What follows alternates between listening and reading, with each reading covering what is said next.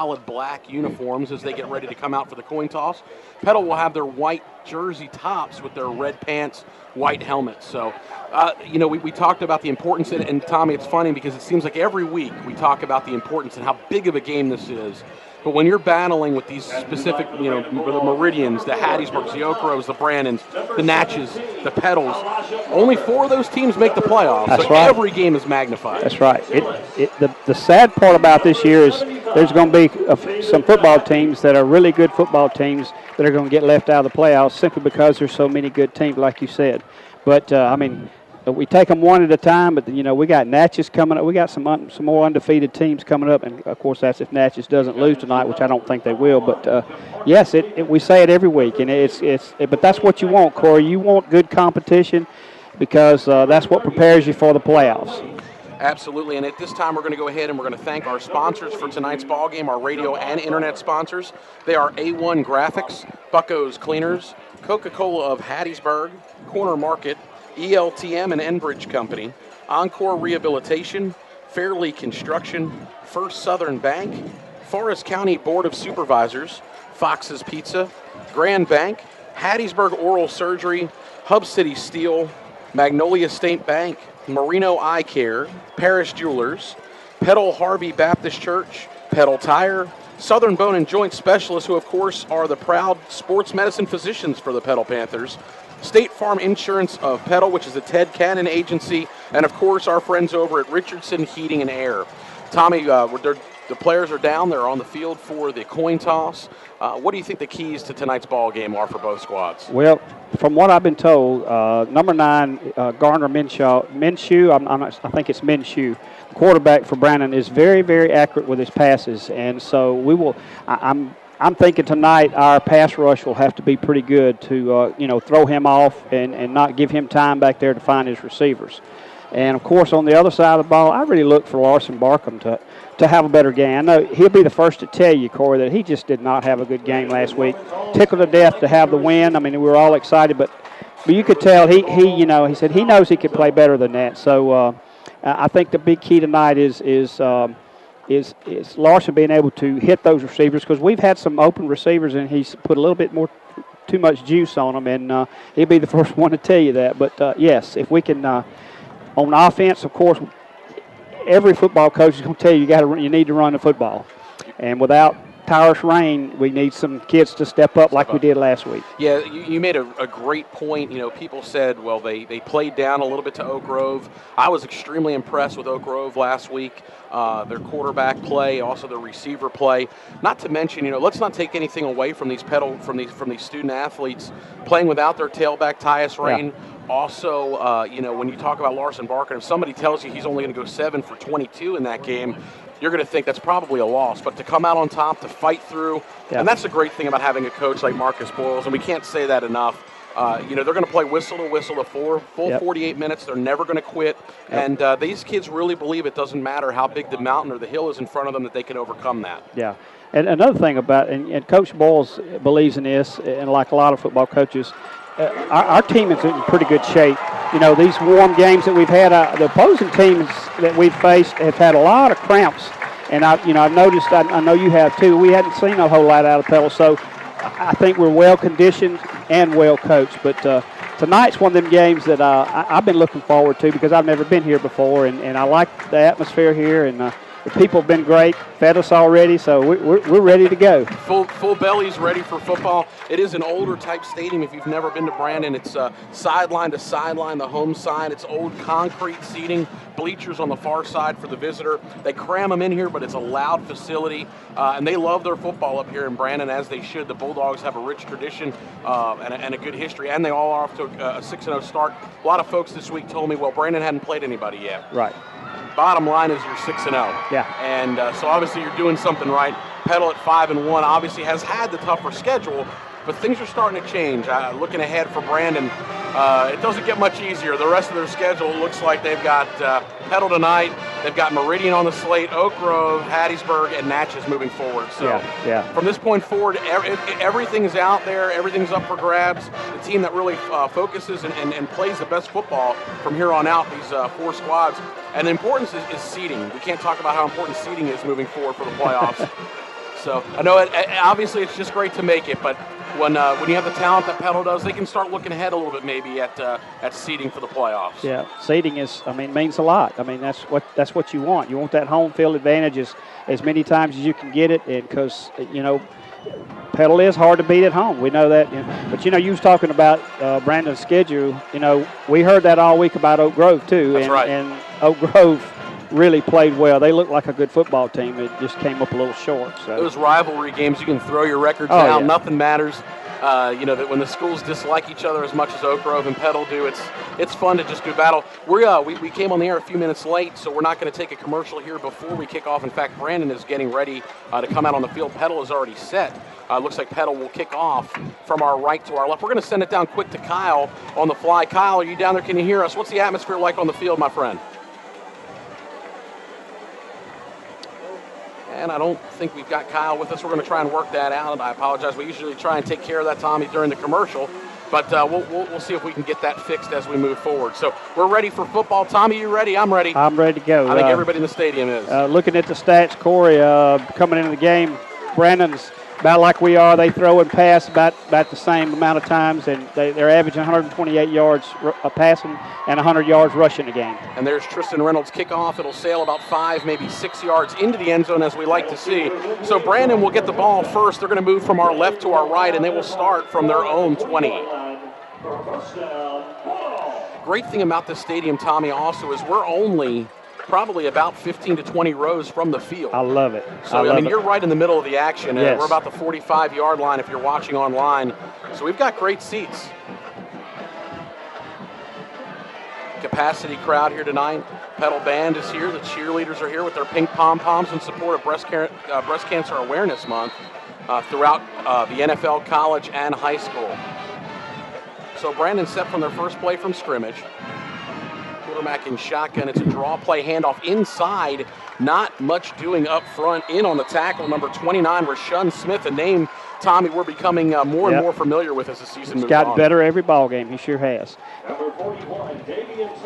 And he hit him and just head on and pushed him up there. It was it pushed him back. That's what you want to see out of your linebacker. And that was Tillis on the carry for the Bulldogs, as their quarterback will drop back again into shotgun, led at the helm by Minshew. They've got double receivers out right. It looked like some movement early. No flags down. Pass is complete out in the flat. Oh, good job by number 17 on the reception. Elijah Parker running over the defensive back for the Panthers. It's going to move the ball out across the 40, up close to the 45, and it'll be a first down for the Brandon Bulldogs. Well, Jonas slipped down when he went to make his cut to cover the receiver, and Tommy got over there. He done caught the ball and got good yardage. That's right. So from the 45-yard line, again, moving from our left to our right on the first possession of the ball game. We're not even a minute in yet. Brandon with the football. Minshew's in shotgun. It's a high snap and a fumble, but it picked up immediately in good heads-up play by Brandon in the backfield. It's only going to be a loss of 1, Tommy. That could have been devastating early. Big turnover would have been nice this early. It was a high snap, and as he went to transfer the ball to Tillis, the tailback, Tillis dropped it. And that's a good bounce for the Brandon Bulldogs, for the ball to bounce right back up into his stomach. So second down, we'll call it 11 from about the 44. Petal looks like they may be bringing some pressure, and there's a jump up front, and it looks like it's going to be offsides against the Panthers defense. A little bit too eager there, Tommy. Yeah. We hadn't done that too much this year, though. Probably a good job by the quarterback there on the hard count. So well, that's a good job to get that loss of 1 back plus. So instead of second down and 11, we'll spot it just shy of the 50-yard line. It'll be second down and 6. As Minshew checks with his sideline. Tillis will be the single tailback split to his left, and they'll have double receivers out right and left. He's going to drop about 5 yards behind the line of scrimmage. Ball is snapped. He drops, 3-step drop. He's going to look down the seam. Great coverage downfield by the Panthers. Yeah, in on the coverage. Bonet, man-to-man coverage downfield, and the ball's overthrown and incomplete. So Tommy's going to bring up a big 3rd and 6 early on in the ballgame. Yeah, Minshew showed his arm strength there. That was a pretty spiral downfield, but overthrowing by 5-10 yards. But good job by Bonet. He had great coverage on him. That was good coverage. Single coverage with no safety help on that right side. And looks like Brandon likes to run this, Tommy, where they do that hard count and maybe check out from Right. the line of scrimmage. Clock running down on the play clock, only 3 seconds. And it looks like Petal's going to come after this one. They get the playoff with 1 to play. Ball is tipped at the line of scrimmage. It is still caught out in the flat, about a yard, maybe 2 shy of the first down. On the completion is Colby Williams. Good job to get their hands up front by the Petal defense. It's going to bring up 4th and 2 in Panther territory at the 47. Looks like they're going for it. Wow. No hesitation early on the Petal side of the field at the 47. They need to get to about the 45. So it's 4th and a short 2. Big play early on, Tom. Watch the hard count here. Yep, there you go. They tried it. Yep. It didn't happen, so they check out here. Looks like the coach has changed the play here. Minshew's going to drop back. There's only 3 on the play clock. Gets it away with 1, and it's going to be a quick kick by the quarterback, and he kicks it straight up in the air. Petal's we got the bounce, too. And look at this bounce as it comes back.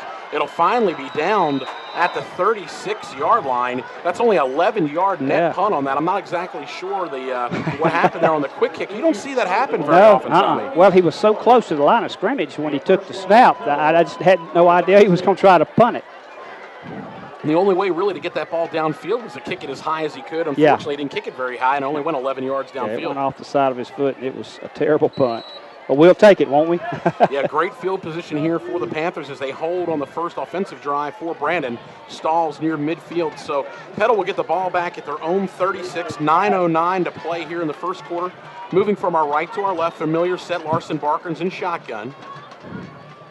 It's a low snap, pass out in the flat, wide open, Jesse Jackson. Slipped. And he slips down across the 45. They're going to spot him down right there at the 45. So it's a gain of 8, maybe 8.5 on first down. Nice pass, a good completion to start the game for the Panthers. A lot of zip on that ball. That's what I like about Larson. You better get ready to catch it or it's going to eat you alive. Tommy, he does put the zip on it. And Tommy, while I was driving, I apologize. While I was driving up here tonight, I thought about exactly what you said. I think Larson really has his head in this game and is really looking for a huge game tonight.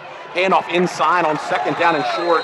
Buckley doesn't have anywhere to go there, barely gets back to the line of scrimmage. It's going to bring up 3rd and 2. Good job up front by this Brandon Bulldog defense. So they're actually going to spot this Tommy back at the 44. It's going to bring up 3rd and about 2.5. Yeah. And as the clock's running, we have 14 on the play clock. 3rd down and 2, call it 2.5 from the 44. They just need to get across the 46. Barkins in shotgun. He's got doubles out right.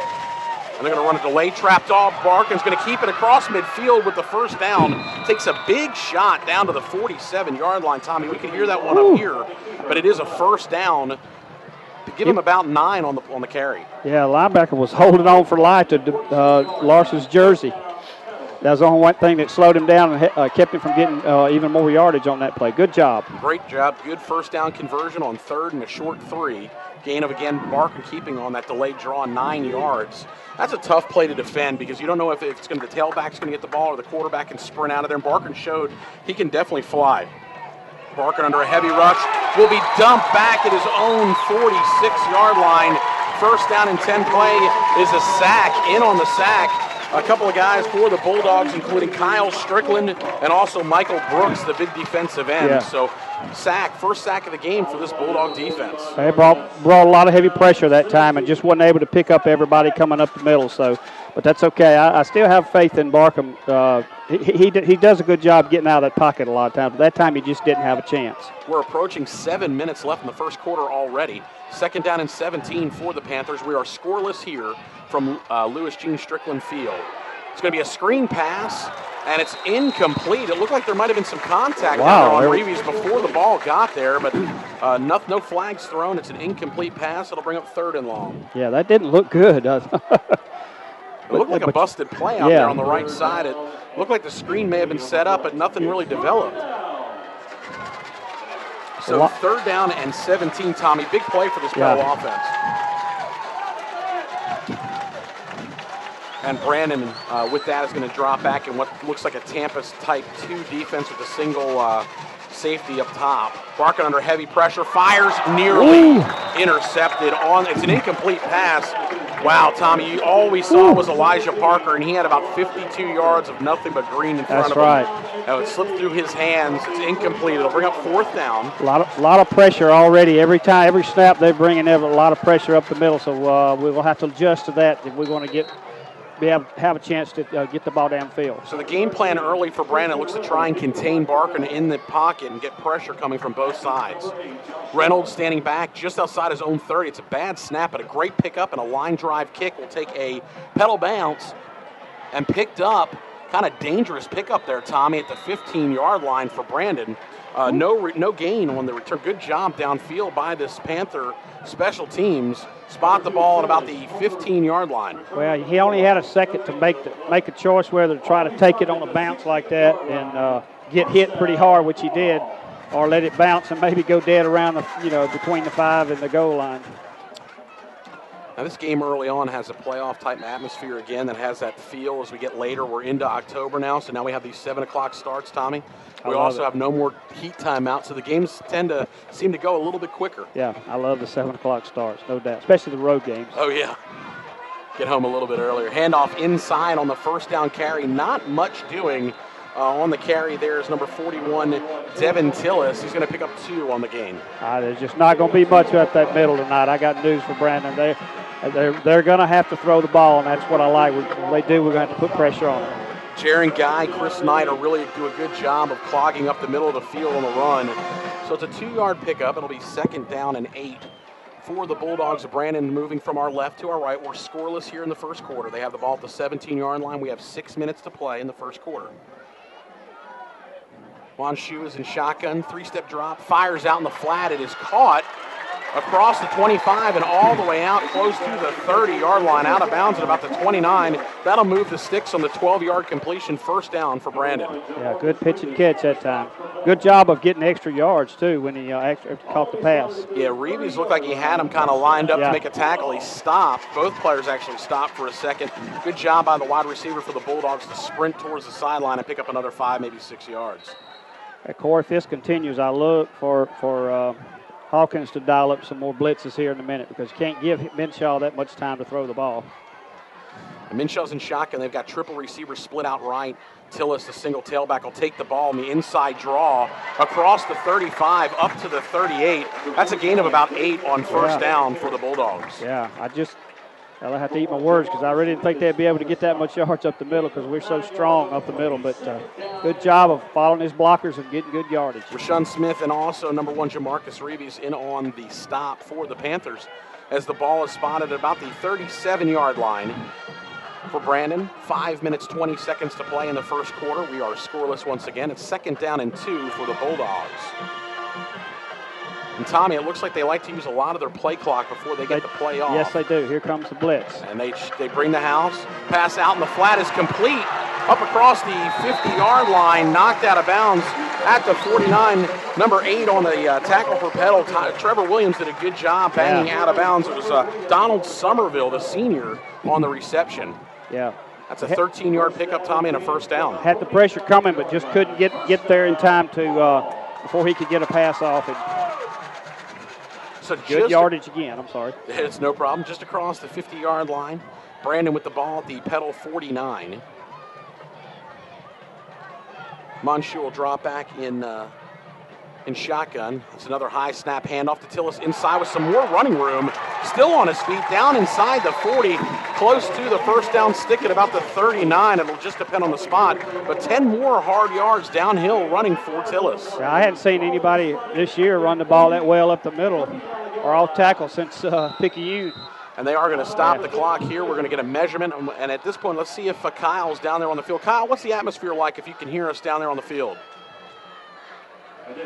I think we're having some issues with our on-field microphone. We apologize for that. But I'm sure Kyle's having a good time down there on the field, pacing the sideline for the Panthers. And the measurement shows that Brandon did pick up 10 full yards. It is a 1st down at the 39 of Petal. So they'll move the chains. They'll wind it again here. The play clock will start with 4:51 to go on the game clock. And Brandon has a first down at the Petal 39-yard line. Good drive here, starting at their own 15. They've moved the ball pretty effectively down the field here, 46 yards on this drive thus far. It's going to be Tillis dancing, doing a good job of running downhill again. He's going to be stopped at about the 30, and this time it's going to go for a gain of 9. He's about a yard shy. Several defensive backs in on the stop for the Petal Panthers, including including Jamarcus Reeves again. So tackle starting to mount up for some of these defensive backs, Tommy, and that's not usually what you want to see. No, that's definitely true. The tailback runs kind of like Tyrus Rain. When he gets in the middle there, he can make some good moves to get extra yardage. 2nd down and 1. They're going to fake it. Oh, hit just as he throws it down the seam. Had a step on his tight end there. Good job. Petal brought some pressure in on the hit there right before he got rid of the ball. Trevor Williams nearly got through. It's an incompletion. It's going to bring up 3rd down and 1. Well, all you can ask here is bend but don't break on this drive here. That's exactly right. So let's see what the defense can dial up here. The ball is sitting at the 30-yard line. Clock stopped, 4:04 to play in the first quarter. Deepest penetration for either team there at the 30-yard line for Brandon. Handoff inside, 1st down yardage, and Moore nearly broke through. Wow. Good job by Bonet to get him around the waist and stop a touchdown possibly. Yeah. Forward progress, Tommy, all the way down to the 22. Yeah, off the right side, off right tackle. It's been pretty good on this drive. So good job of downhill running by this Brandon Bulldog team as they step up to the line of scrimmage. The ball spotted at the 22, and we've got to kind of hang out of the press box a little bit to see down this side of the field. We're in kind of close quarters, walls up all around us. And as the play clock ticks down to 8 seconds, Minshew's going to drop back in shotgun. He's got 2 tailbacks out to his left side. The handoff will go to Tillis inside. Ooh, good hard running again inside, hard nose, down inside the 20. It'll be a gain of 4, maybe 5 on the carry. Nothing fancy about what you're doing right now, is it, Corey? Just kind of off tackle. Very effective, doing a great job of blocking up front for the Bulldogs. Really taking over the line of scrimmage a little bit and gashing this Panther front 4. Which maybe I spoke too soon. I really didn't think that anybody would run the ball on us like this, with the exception of Picayune. So it's 2nd down and 5 from the 17-yard line. Minshew in shotgun, plenty of time. Great job of protection. Pass.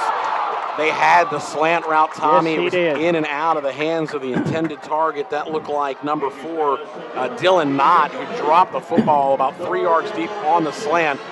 And that man was open down there, Tommy. Petal looking a little bit confused early on defense. Way too much time for Kent. You just can't give Minshew that much time. He's going to hurt you. And he's showing off, like you said, his arm strength and also his accuracy. That was a beautiful ball. Hit his receiver right between the uprights, as I like to say, of the 4. But it is a 3rd down and 6 from the 17. It'll be Tillis inside, and Petal does a good job of standing up at the line of scrimmage. Gain of only 2 on the play, Tommy. This is going to set up a 4th and 3, maybe 4. Yeah, they're going to send the field goal team down. Yep. And it looks like that's exactly what the Bulldogs are going to do. So we tick down to about 2.5 to play in the first quarter. We are scoreless, but the ball spotted at the 14-yard line. They're going to set up at the 21. This will be a 31-yard field goal attempt. For the Brandon Bulldogs, it'll be Ty Vanderford, the senior. He's going to drop straight back and over 2 on the 4th down play. So here we go.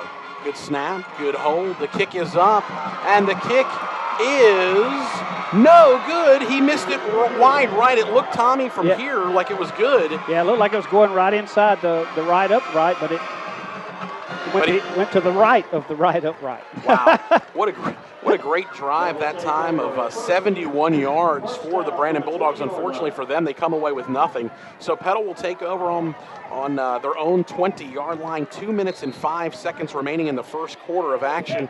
We are scoreless, but the Panthers have the ball back. Well, and I'll go ahead and say this, Corey. If Brandon continues that heavy pressure, sooner or later Larson Barkham's going to burn you, because we've seen him do that several times this year when they brought blitzes, and he's read them and burned people. And they're coming again. Right. Good job inside by good job protecting the pocket that time. Pass out in the flat is caught by number 83, Kai Broom, across the 25. Tom, it's a gain of 6 on the play. He zipped that ball across there, didn't he, Corey? Wow, he sure did. And as I mentioned, we're kind of hanging out of a booth here, so it's a little bit hard to see. But I saw, that looked like a fastball. And Kai Broom did a good job to go down and pick it up off the dirt and convert it for a 6-yard completion. So from the 26-yard line, Barkins in shotgun, has trips out right, single receiver slotted to the left on 2nd down and 4. And it looks like Brandon's bringing the house. It's a low snap under a heavy rush. He's going to float it out, and it'll be incomplete just to get rid of the ball. Had Jackson in the area, but a good job of pressure again, an unblocked defensive end that time, Tommy. Yeah. And Brandon's going to, Petal's going to have to do a better job of keeping those guys inside, helping chip a little bit and block. Yeah. Got to feel your lanes that you're supposed to, and I think we'll get it worked out here in a minute. It's just I don't remember anybody this year, Corey, that's blitzed quite this much, except with the section of Hattiesburg. So another big play here for Petal as they want to give their defense a little bit of a break. 3rd down and 4 from the 26. Here's Barker, and he's going to step up. He can run, it looks like.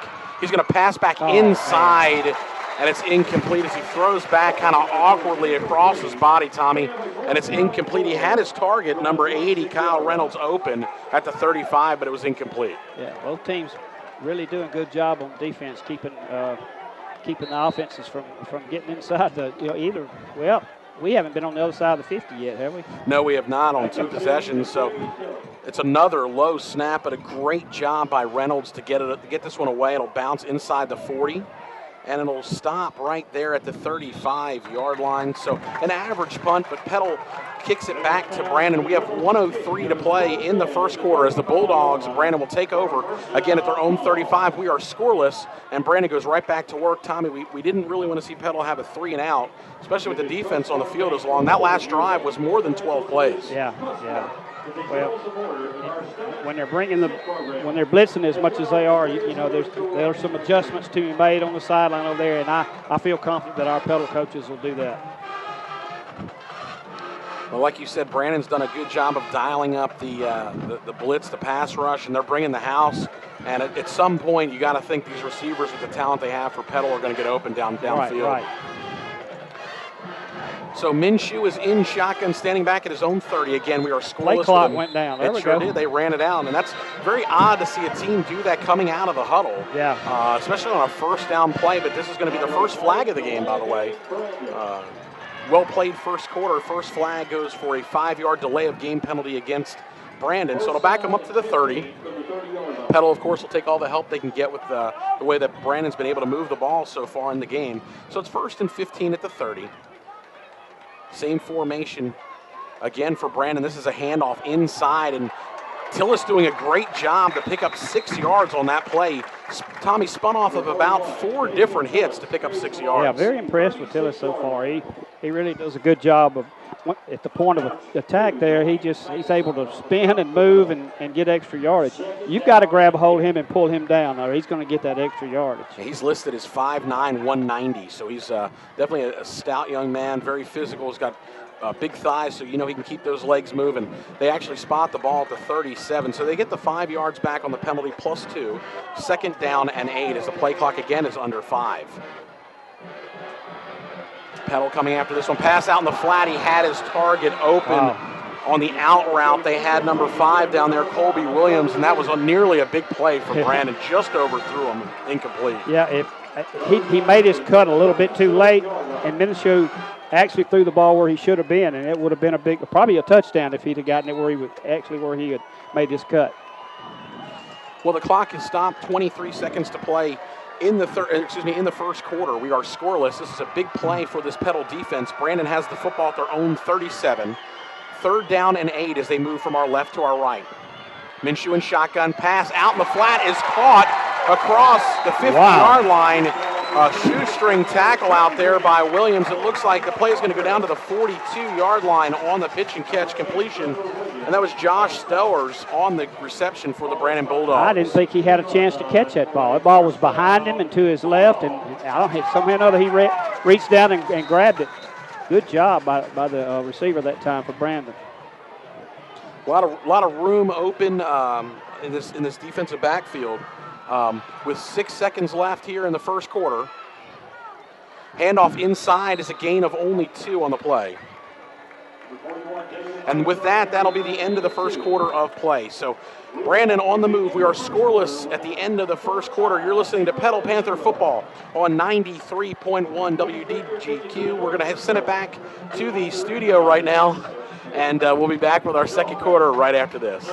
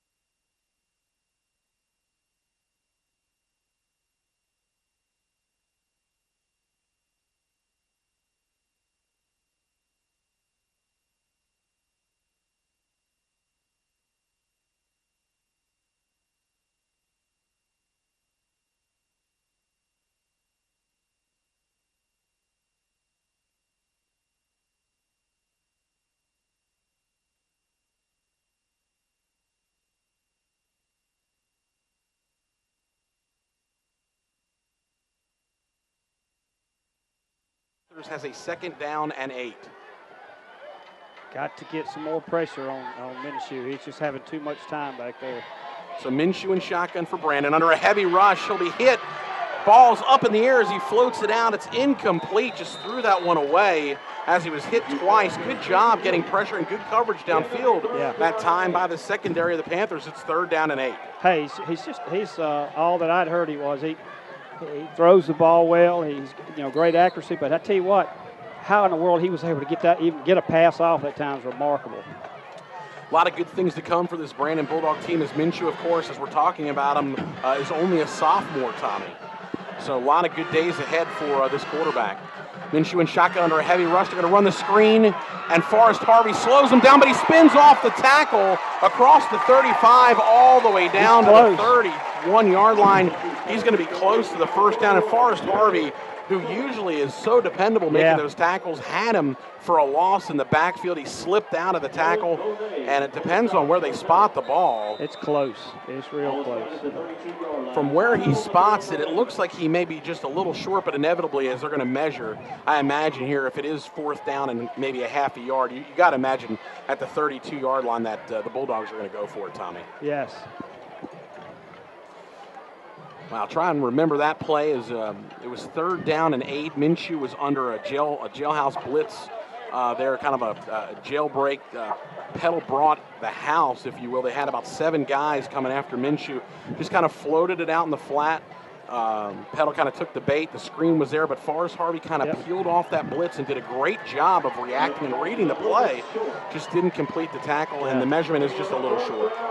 Not many quarterbacks have the poise to do what he did and get that pass off under that heavy of pressure. I know one that can do it, and he's in the red and white tonight. But that was a great job by Minshew. So they spot the ball just inside the Panther 32-yard line. Line to get is just about to the 31. So, Tommy, it is 4th down and half a yard, and, of course, Brandon is going to line up to go for it here with 11:30 to play in the first half. Yep, big play already here in the first half. Again, less than a yard to gain. Gotta imagine that this is going to be a handoff to Tillis inside. As well as he's run, Petal hadn't been able to stop him for 0 yards yet. And let's see what happened here. They are going to call a timeout. There's a timeout on the field. Brandon calling their first timeout. So we'll stop. We'll take a breather here. Well, I'm not sure. The Brandon coaches were real happy with what they saw as far as our alignment on defense.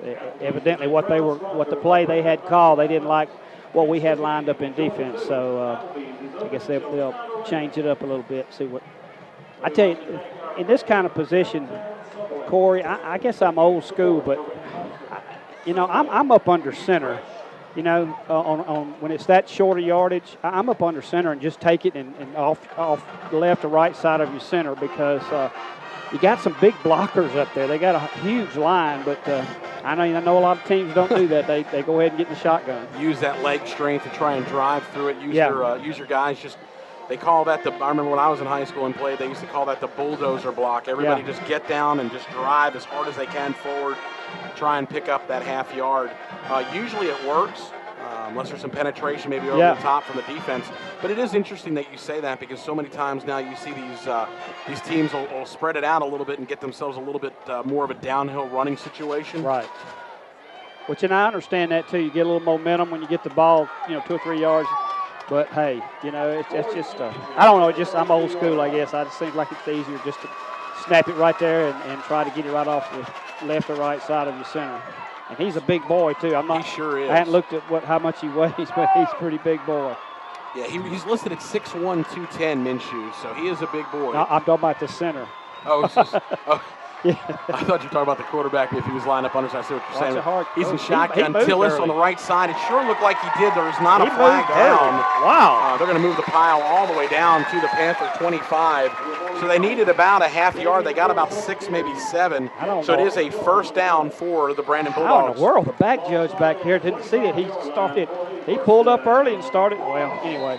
Yeah, it's interesting that you say that. There's been several times on offense so far for this Brandon Bulldog team. It looks like Tillis has moved early in the backfield just before the ball snapped. He just flinches just a little bit. And, of course, Boyles doesn't miss on things like that, so I'd be interested to see if maybe he has a talk with the official at some point. Heavy rush. Minshew floating it out in the flat. Pass is caught inside the 10. Knocked out of bounds by Rashawn Smith. Pass is complete to the 9-yard line, Tommy. And Brandon is in business moving the ball down the field. I can't believe this kid's a sophomore. I tell you what, the way he places his passes is just awesome. I mean, he's got great timing with his receivers, and that's what it's all about when you're throwing the football. It was Josh Showers on the completion, on the reception rather. Caught it just inside his own, the Petal 20, and was able to get all the way down to the 9 before he was pushed out of bounds by Rashawn Smith. So Minshew, handoff, right side. Tillis looking for a hole. He's spinning inside the 5. He's down to about the 3-yard line. Pick up 6 yards on first down. Did you see the hole on the right side? Wow, I sure did. They did a great job of collapsing on that side. I was afraid he was going to go waltz right into the end zone on that play, but I'll tell you what, Tommy, if I look at number 70 and number 79 for this Brandon Bulldog team, number 70 Alford's listed as 260 and Ty Baker listed at 300 pounds. Right. I bet you they're every bit of that. So from the 3-yard line on second down and goal, pass back of the end zone is just overthrown. Had a step maybe, but good coverage back there also by Petal. Again, we have 10:21 to play in the second quarter. We are scoreless, but Brandon is knocking on the door. Well, if he would have thrown it where it could have been caught, we would have had a chance to knock it down. So he had to kind of put a little air up under it. But like I say, it was a little bit too much air. So another big third down here. They've converted on a bunch of them. Let's see if we get another healthy dose of Tillis from the 3.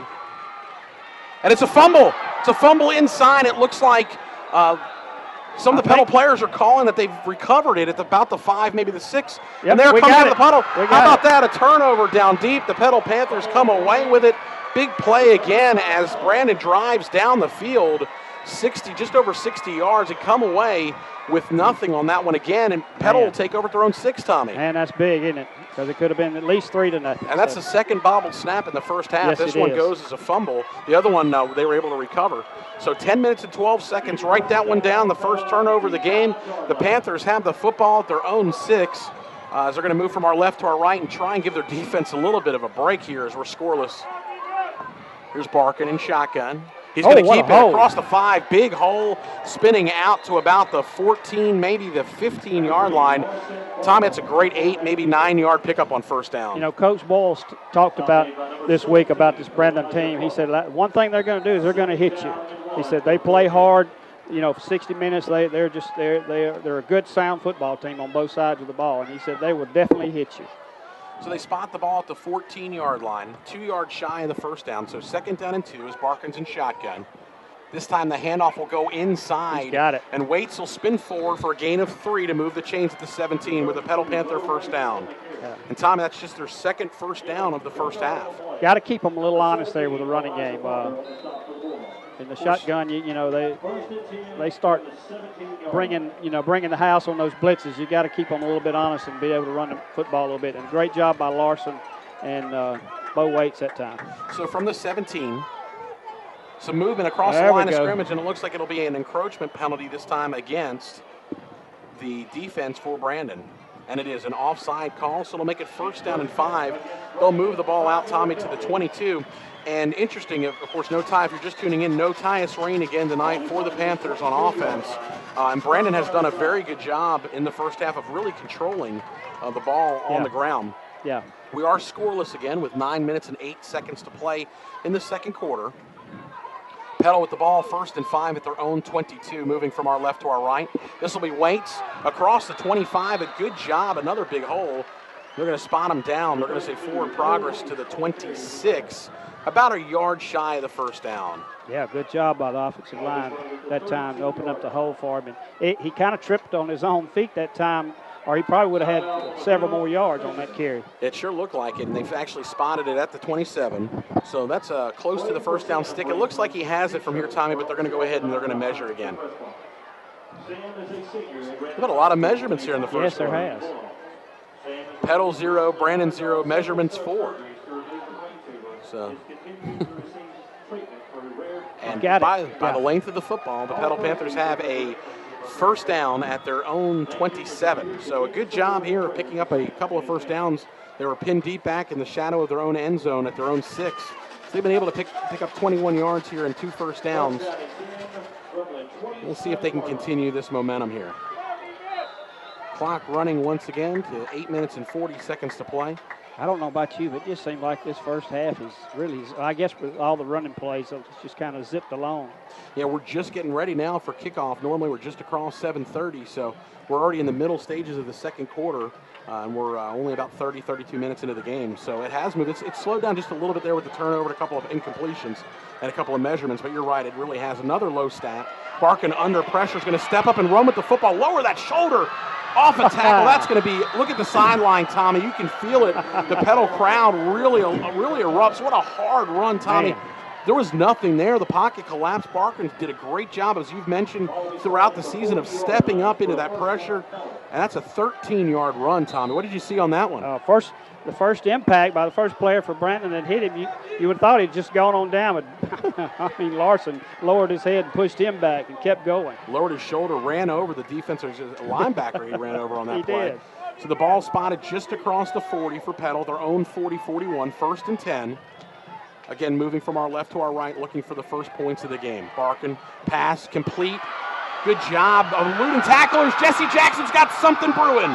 Inside the 40-yard line, all the way down to the 38-yard line. That's a 21-yard pickup underneath. And Petal's now starting to look like the Petal football team we've seen throughout the season. Great job of what they call the yak, yards after the catch. Jesse did a great job of making a couple of moves and getting really good yardage after he made the catch.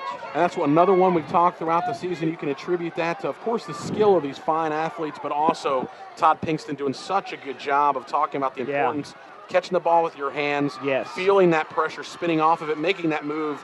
And Tommy, well said, yards after catch are huge.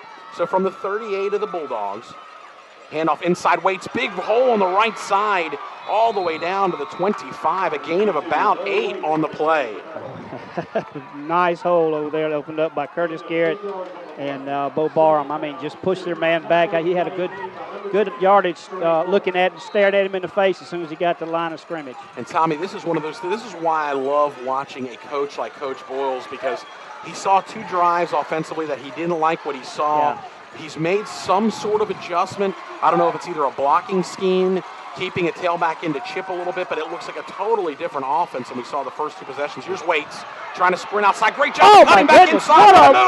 Inside the 5. He's that should be a horse collar tackle. Wow.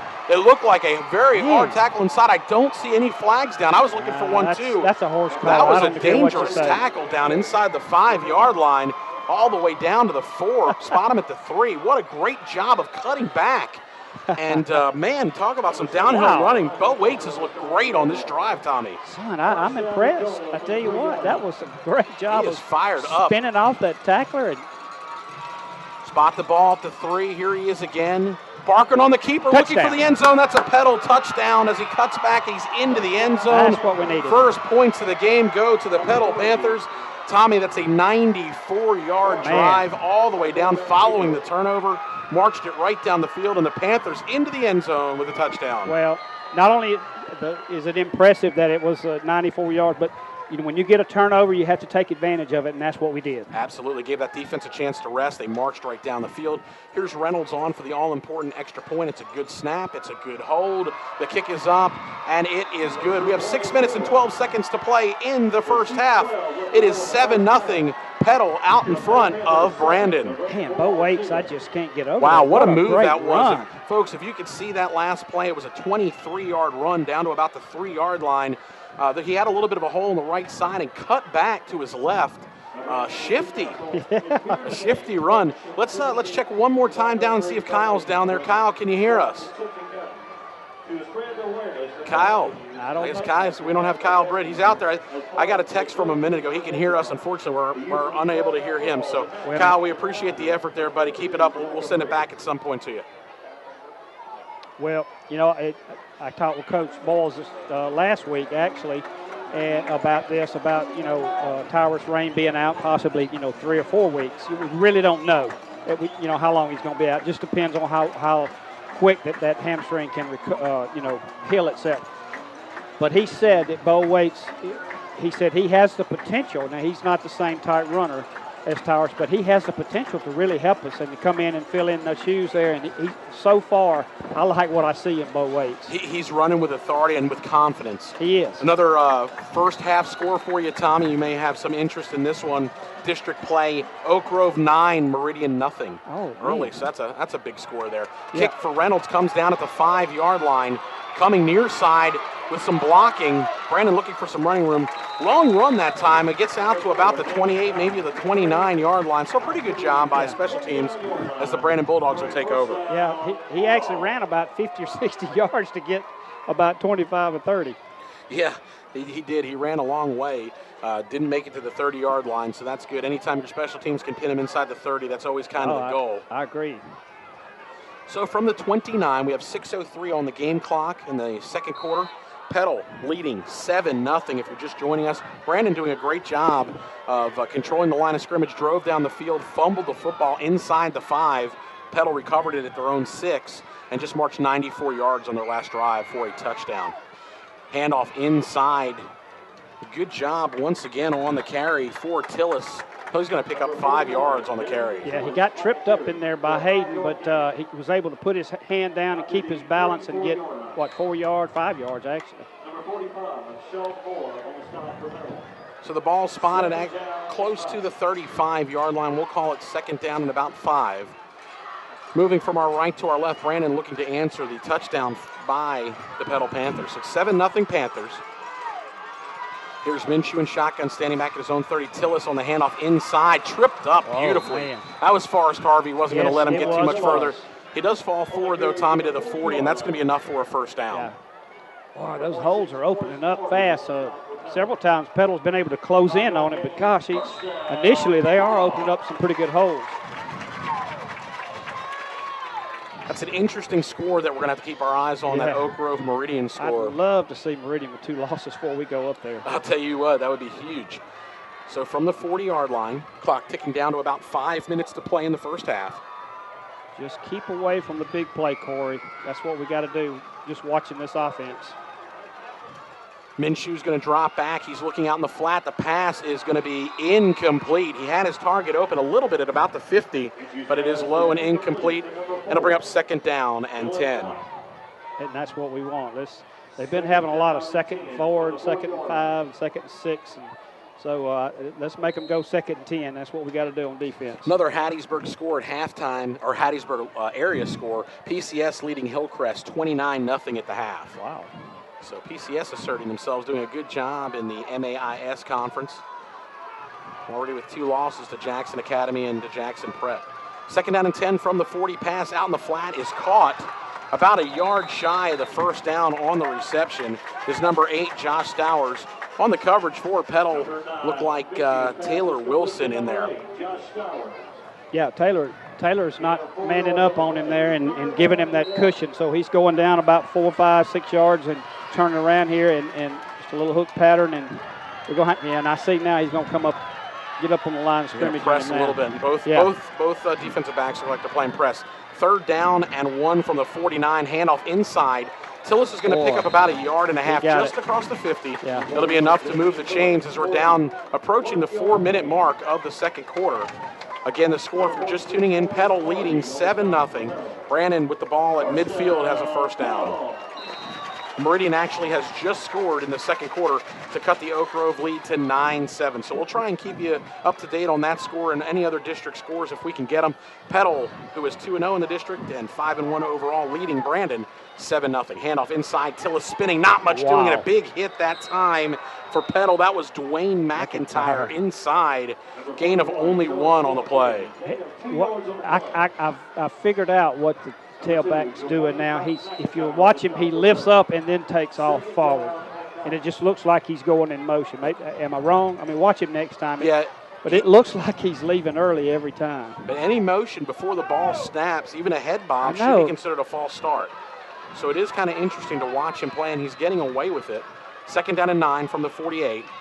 Heavy rush. Minshew rolling out to his left. He's going to fire. The pass is going to be caught inside the 25. What a beautiful pass that was. Colby Williams in on the completion again, picking on Taylor Wilson down the sideline. What a great job. Looked like he was going to be running out of bounds, kind of fired back inside. It was caught and out of bounds at the 24-yard line. This kid's going to break a lot of records before he's a senior. That was on the run. I mean, that was a great pass. I'm very impressed with what we see out of Minshew earlier. They wind the clock to play. We have 3 minutes and 15 seconds to play in the second quarter.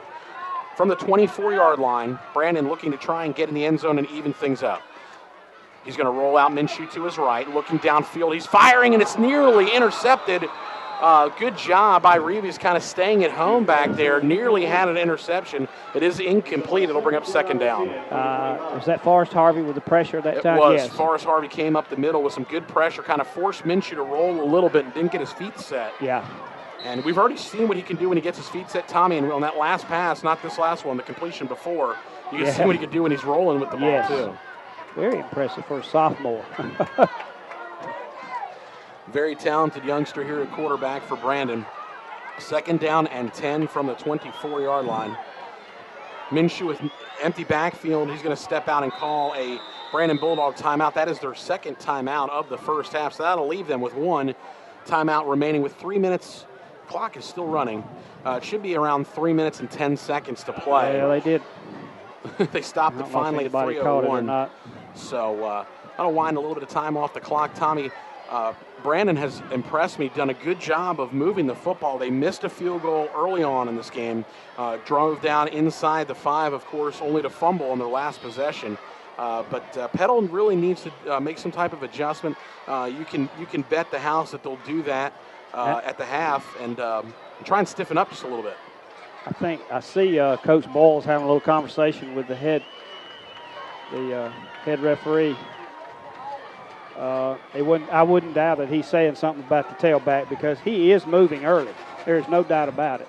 Tommy, this is a huge ball game here in the Jackson area. We're in Brandon, of course. Possibly not the biggest ball game of the night for this area. Jackson Prep and Jackson Academy across town are doing battle. That game, if you're interested, is 7-7 in the second quarter. So that's always a heated rivalry. Of course, in this one, we have the #1 team in 6A ranked Brandon, who are 6-0 in the state, going against the #3 ranked your Petal Panthers, coming in #3 in the state. So the battle of the Goliaths here. 2nd down and 10, balls at the 24-yard line. Minshew is in shotgun. On the draw play, coming near side, inside, down to about the 20-yard line. Running with the ball is Josh Dowers, so he's going to pick up about 4. Just brought him in motion from the right to the left side and handed it off to him. And just never could find a little opening there. Good job by the Panthers to keep him from cutting upfield. So this is a big play here, 3rd down and call it 6. They're at the 20-yard line. They need to get just inside the 15-yard line. Minshew is in shotgun. Play clock running down to about 12.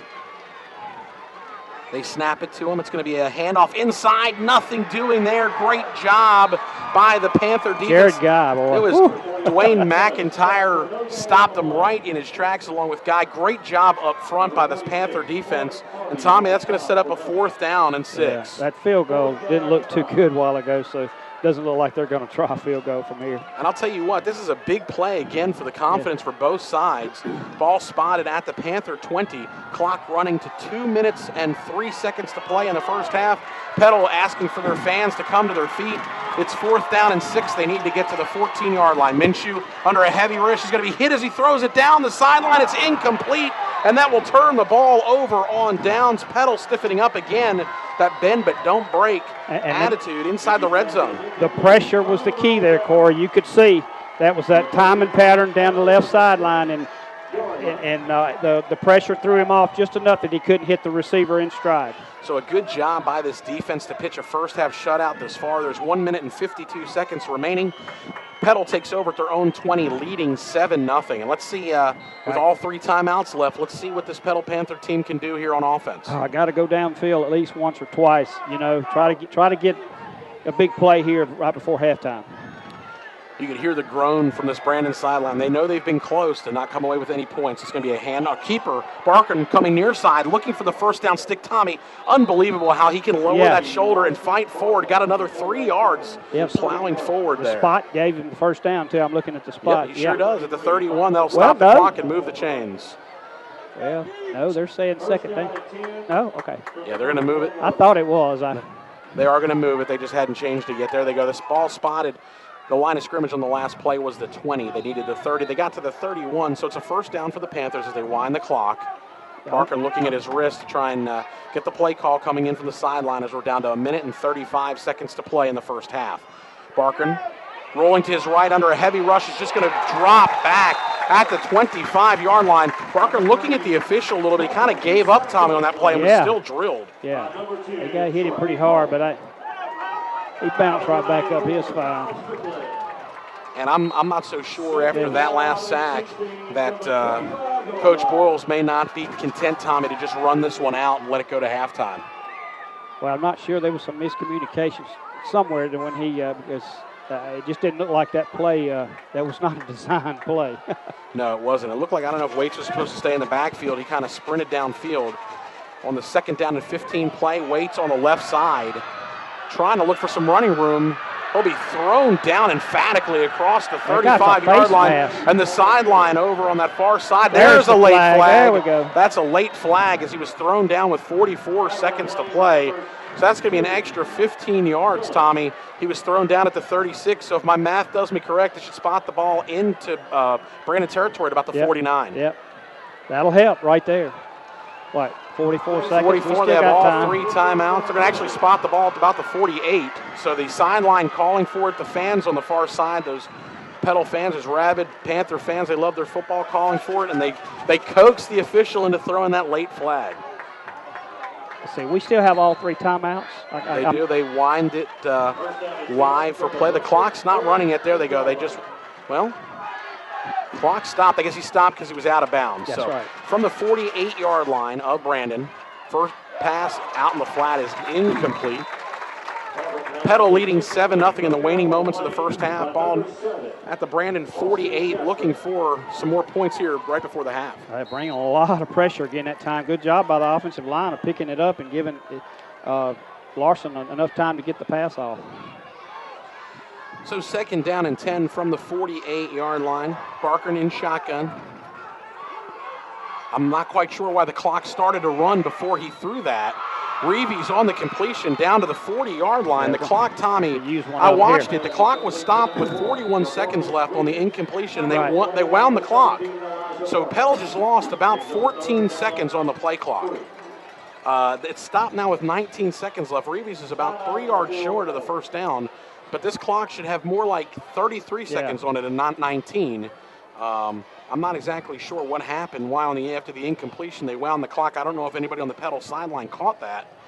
But the clock ran all the way down to 33 seconds left. Yeah, unlike you, that cost us some precious time here. Well, 13 seconds when you're trying to get in field goal position is huge. especially now it's 3rd down and about 3. The ball spotted at the 41. The clock was stopped with 41 seconds left. So they're saying that last play, that 7-yard pass completion, took 22 seconds off the clock. Yeah. So I'm not sure if they can reset the play clock or what. I don't even know if Petal really caught that. I don't think anybody has caught it yet over there on the side. Yeah, I'm not quite sure why they wound the clock for play on that last one, but from the 41-yard line, 3rd down and 3. Barkman's in shotgun, still with 2 timeouts, and there's some movement up front. The play clock is still stopped with 19 to play, and a little bit of some extracurricular activities inside. It looked like offsides for Brandon. That should give Petal a 1st down at about the 36. We'll have to wait on the call. They're saying no. Okay, never mind. I thought they were going to say we were off. Yeah, I think some of the Brandon players were trying to signal that was going to be a false start, but there was no doubt, and I didn't see anybody move with a white jersey on. So it's a 5-yard encroachment penalty. Spot the ball at the 36-yard line. So the Panthers have a 1st down at Brandon's 36. Again, 19 seconds to play. With 2 timeouts left, they're about 10 yards away from getting a shot at a field goal, you have to think. Barkman's in shotgun, low snap again, rolling, looking deep downfield. He's got his man, and this time it's knocked away. Good job defensively that time by Chris Harper, the big junior, listed only at 5'8", did a good job of going up against a 6'1" receiver, Tommy. There is a flag down in the backfield. Roughing the passer. It is, roughing the passer on the defense, so I didn't see it. I looked downfield. I guess Barkman was hit hard after the pass. But this is going to move it from the 37 all the way down to the 22, Tommy, and this is huge for Petal. Wow. Get 15 yards without the clock moving. That's awesome. So there's 13 seconds remaining on the clock. This is the 2nd personal foul call against the defense on this drive that started back for Petal at their own 20 with less than 2 minutes to play. And let me say, Corey, that was a beautiful pass by Barkham. I mean, he put it where it needed to be, and they just made a great play on the ball. It was a great job by the defensive back to go up in the end zone. Barkham pass out in the flat, complete to Jackson. Did not get out of bounds. Or they're going to say he did get out of bounds with 8 seconds on the clock inside the 10. Spot the ball, Tommy. Where is it? About the 8-yard line? That's what I'm trying to see now, where they're spotting it. I think you're right. There's only 8 seconds remaining on the clock. And, Tommy, those 13 precious seconds now loom huge here because they're looking at maybe 20, 21 seconds remaining on the clock. Instead, with 2 timeouts, they only have 8 to play. I agree. 8 I seconds hate that left. Nobody caught it. 1st and goal. Barkman dropping back, firing out. And it's going to be knocked away, incomplete, clock stop with 3 seconds to go.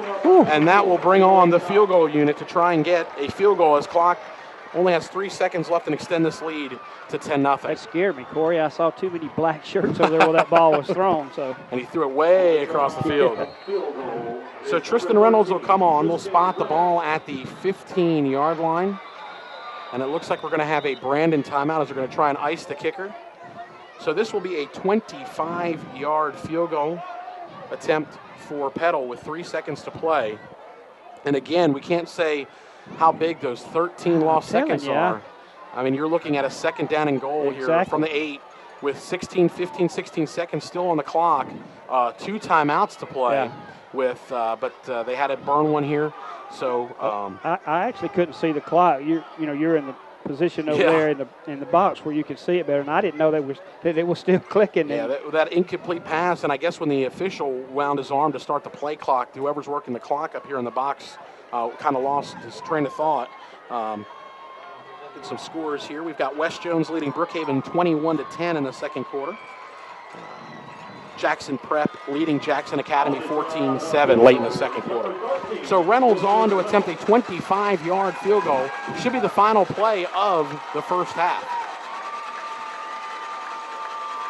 It's a good snap. Good hold. The kick is blasted.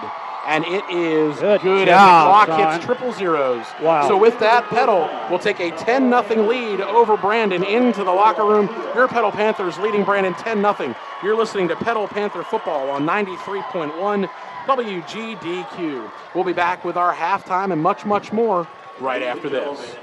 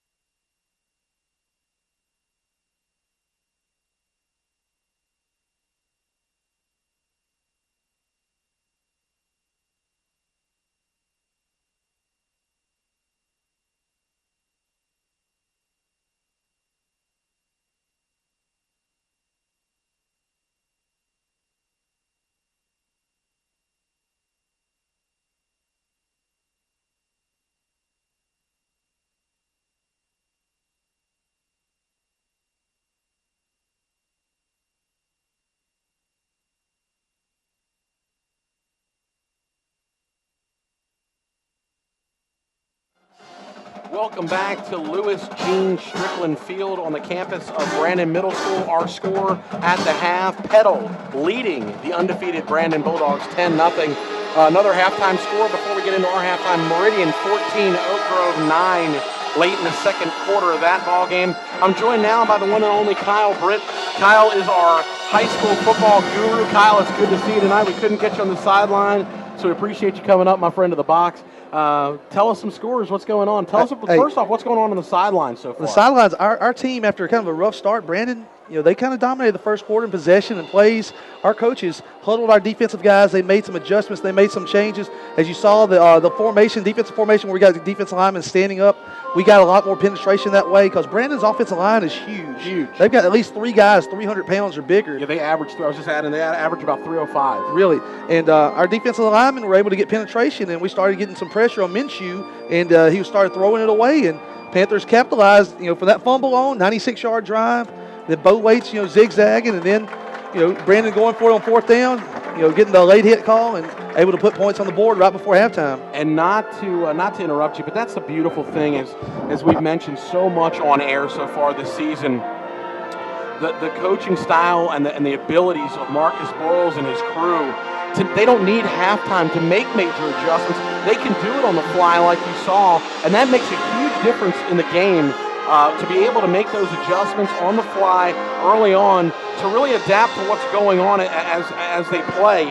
And you could totally see after that turnover on both sides just a totally different atmosphere, different ball club for Petal. So again, Petal leading 10-0. As you mentioned, Kyle, Brandon really did a good job of controlling the line of scrimmage. If you're just tuning in, Brandon drove down the field, missed a chip shot field goal. And on their third possession of the game, drove down, had the ball inside the 3, fumbled, and Petal recovered, went 96 yards for their first touchdown, and were able to add a 25-yard Tristan Reynolds field goal as time expired to end the first half. As you mentioned when you came in, this is the first time this season that Brandon is going to trail in the second half. And Brandon's beaten teams. I mean, he hasn't been close. They've won every game by a blowout score with one exception. The closest game they had was Terry, 28-14. Last week against Forest Hill, they put 67 on the board. I mean, this offense is very capable. But our coaches are ready, and they have the game plan to stop this Brandon offense. And that's one thing, too, in the second half. Even if we do build that lead up, they're capable of quick strike scores. Well, it's a long way to go. Again, Petal on the good side of things thus far, leading 10-0. Kyle, you have any other scores? What else is going on in the district? I'm going to throw them at you real quick. I got a bunch of them. In the second quarter, we got Quitman all over Laurel, 34-14. We got Mize 7, Taylorsville 6 at half. That could be a possible big upset as Taylorsville's undefeated. That is right. South Haven leads Tupelo 14-0 at halftime. Seminary is leading their opponent. I don't believe I have the opponent. They're up 29-14 at halftime. Bay High leads St. Stanislaus 23-7. Let's see, as we go down, Greene County leads Poplarville 28-14 in the local scores. And we mentioned the Meridian is just taking a lead over Oak Grove 14-9. Oak Grove was up 9-0 early. Got a field goal on an early possession. Did Oak Grove onside kicked and took it 52 yards for a short score. Other score updates, Wayne County, who we played earlier this year, they're up 29-15 over Macomb in the second quarter. Leads Hazel 12-8. And I'm going to last I saw, Hattiesburg was up 14-6 last I checked. I'm going to try to get that updated right now as I see some scores. West Point leads Clarksdale 21-0 in the second quarter. Got some, looks like Northeast Jones has a 24-6 lead at the half. South Jones is playing Wingfield tonight. They lead 21-8 at the half over Wingfield. Okay, we got Purvis leading North Pike 14-0 at halftime. Prentice Academy leads Tallulah Academy 21-0 at halftime. As I scroll down, our good friend Jason Munns is providing some scores. West Marion 26, Perry Central 12 in the second quarter. As we go down, that's the great thing about Twitter. Moss Point leads Long Beach 20-7 last night. Only team that's beat Petal. I don't know if you watched Bright Lights football last night. I watched Picayune was dominant last night, 49-10 over a number 8 undefeated Pascagoula team. And not only that, they didn't have Jordan Dito in the backfield. Exactly right. And I don't see Picayune. The only team I see Picayune losing to is themselves. They are a very stout team. They have my vote as probably the best team in the state. And they are number one in the Clarion Ledger poll, but they're actually number 2. Brandon's number 1 in the Associated Press. I saw that. And the MPB poll, Mississippi Public Broadcasting. So this would be a huge road victory for Petal. Should they hold on and win this game tonight? Got a couple other scores. Jackson Prep right down the road leads JA in a big battle of undefeated. 14-7 Prep, led by their Dandy Dozen Ole Miss commitment. Quarterback Ryan Buchanan up by a touchdown. Biloxi leads Ocean Springs, possible playoff matchup. I know I don't want to get ahead of myself, but we match up against one of those teams. Biloxi leads Ocean Springs 21-19. Both of those teams, both Biloxi and Ocean Springs, have taken a hard luck overtime defeat the last 2 weeks against the Iberville. So, those teams right there are still hoping to possibly win the region, but the Iberville's in the driver's seat in Region 4. And speaking about the Iberville, they're trailing Harrison Central 10-7 at halftime. Wow. And scores go down. Baldwin leads Okolona 21-6. And Oxford, who's undefeated, I believe they're ranked number 9 or 10 in the state. They're up 13-0 over Lake Cormorant outside the Memphis area. As East Marion leads Lumberton 27-0. And Jason Munn said this. He said East Marion may be the best 3-3 team in the state. They're a 2A team, but they went to Jackson last year. They're very capable. They put out Bassfield, who many people think Bassfield could compete against 5 and 6A teams. Haven't seen the Yellow Jackets, but they're very talented. Good deal. We appreciate those scores in that report, Kyle. You're listening again, Petal Football on 93.1 WGDQ. Again, our halftime score, if you're just joining us, your Petal Panthers leading the Brandon Bulldogs 10-0. Brandon did a great job of really controlling the line of scrimmage early, but Petal felt that momentum shift, jumped out 7-0 following a turnover on a 94-yard drive, and capped off their scoring in the first half with kicking a field goal as the clock hit triple zeros to end the half. Again, Petal leading Brandon 10-0.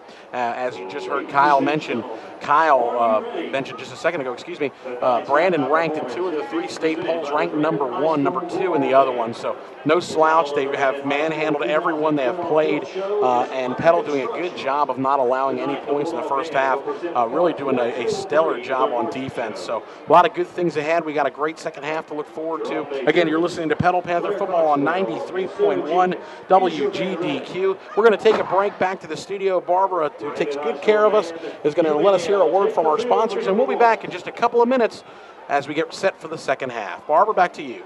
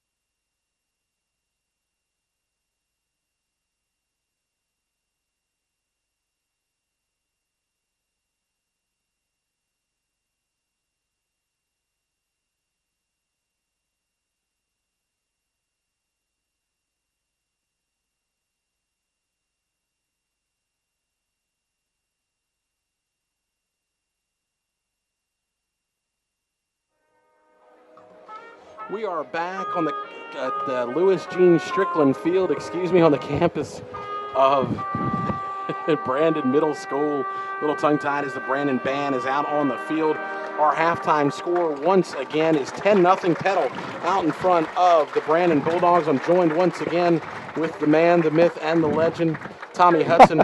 Tommy, good to have you back as we get set for action here in the second half.